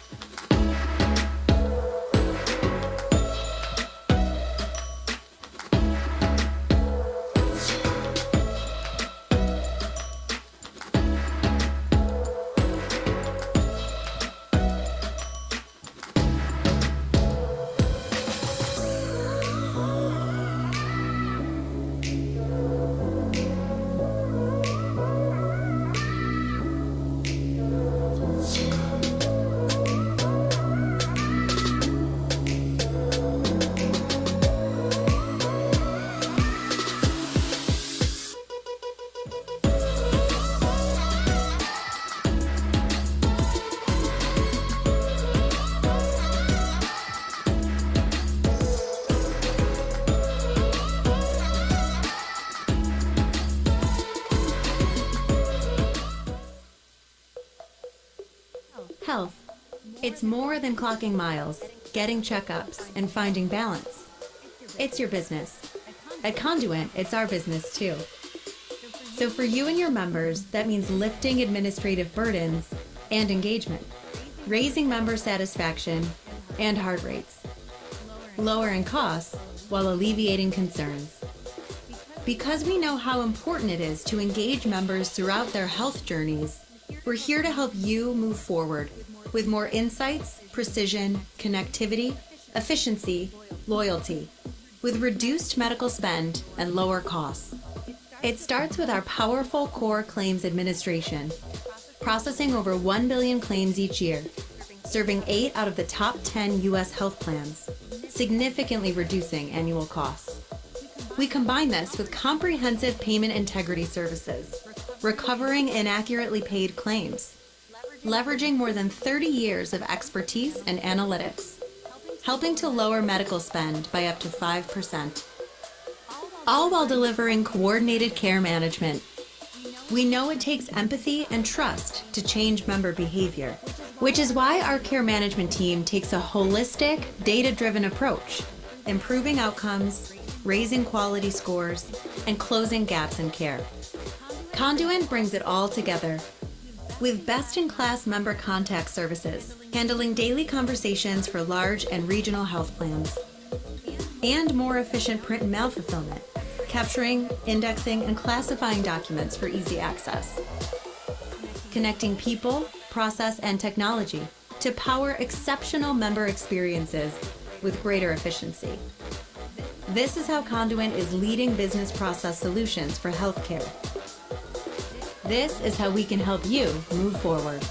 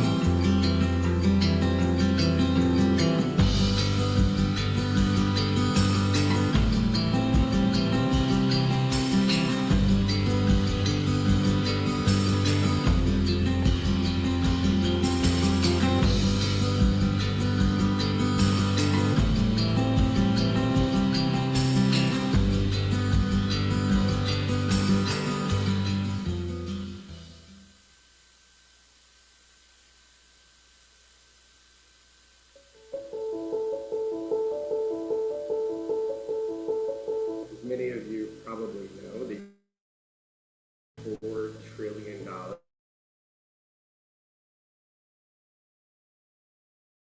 costs are 10% of it. That's $400 billion.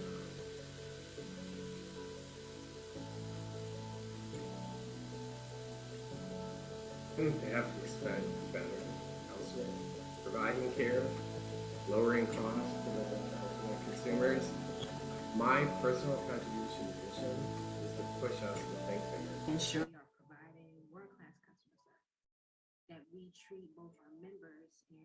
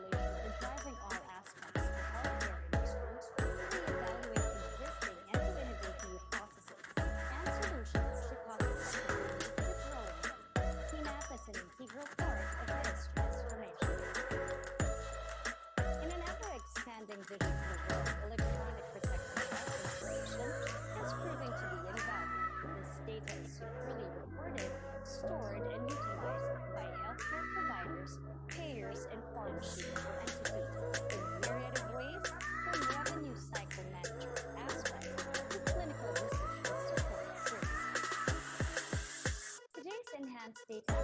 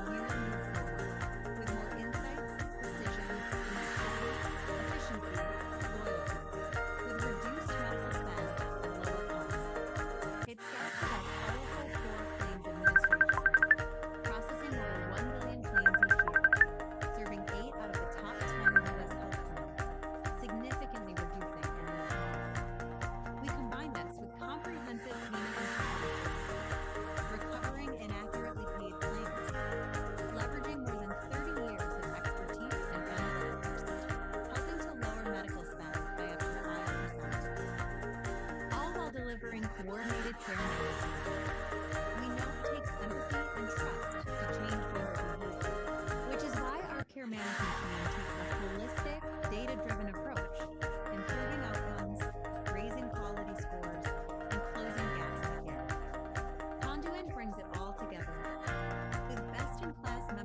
initiatives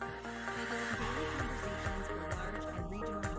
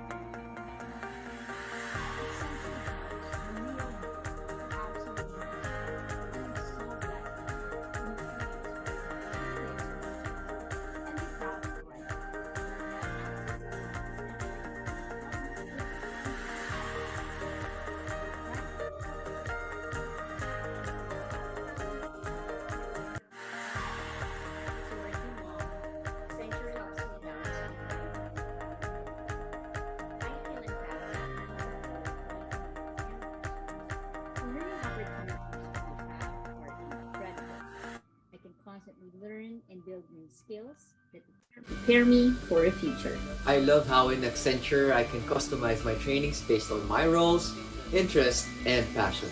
Really helps me steer my career in the right direction. I know that my well-being is as important to Accenture as it is to me. Learning resources like Thriving Mind help me take better care of myself. I am not just growing as an employee, but also as a person.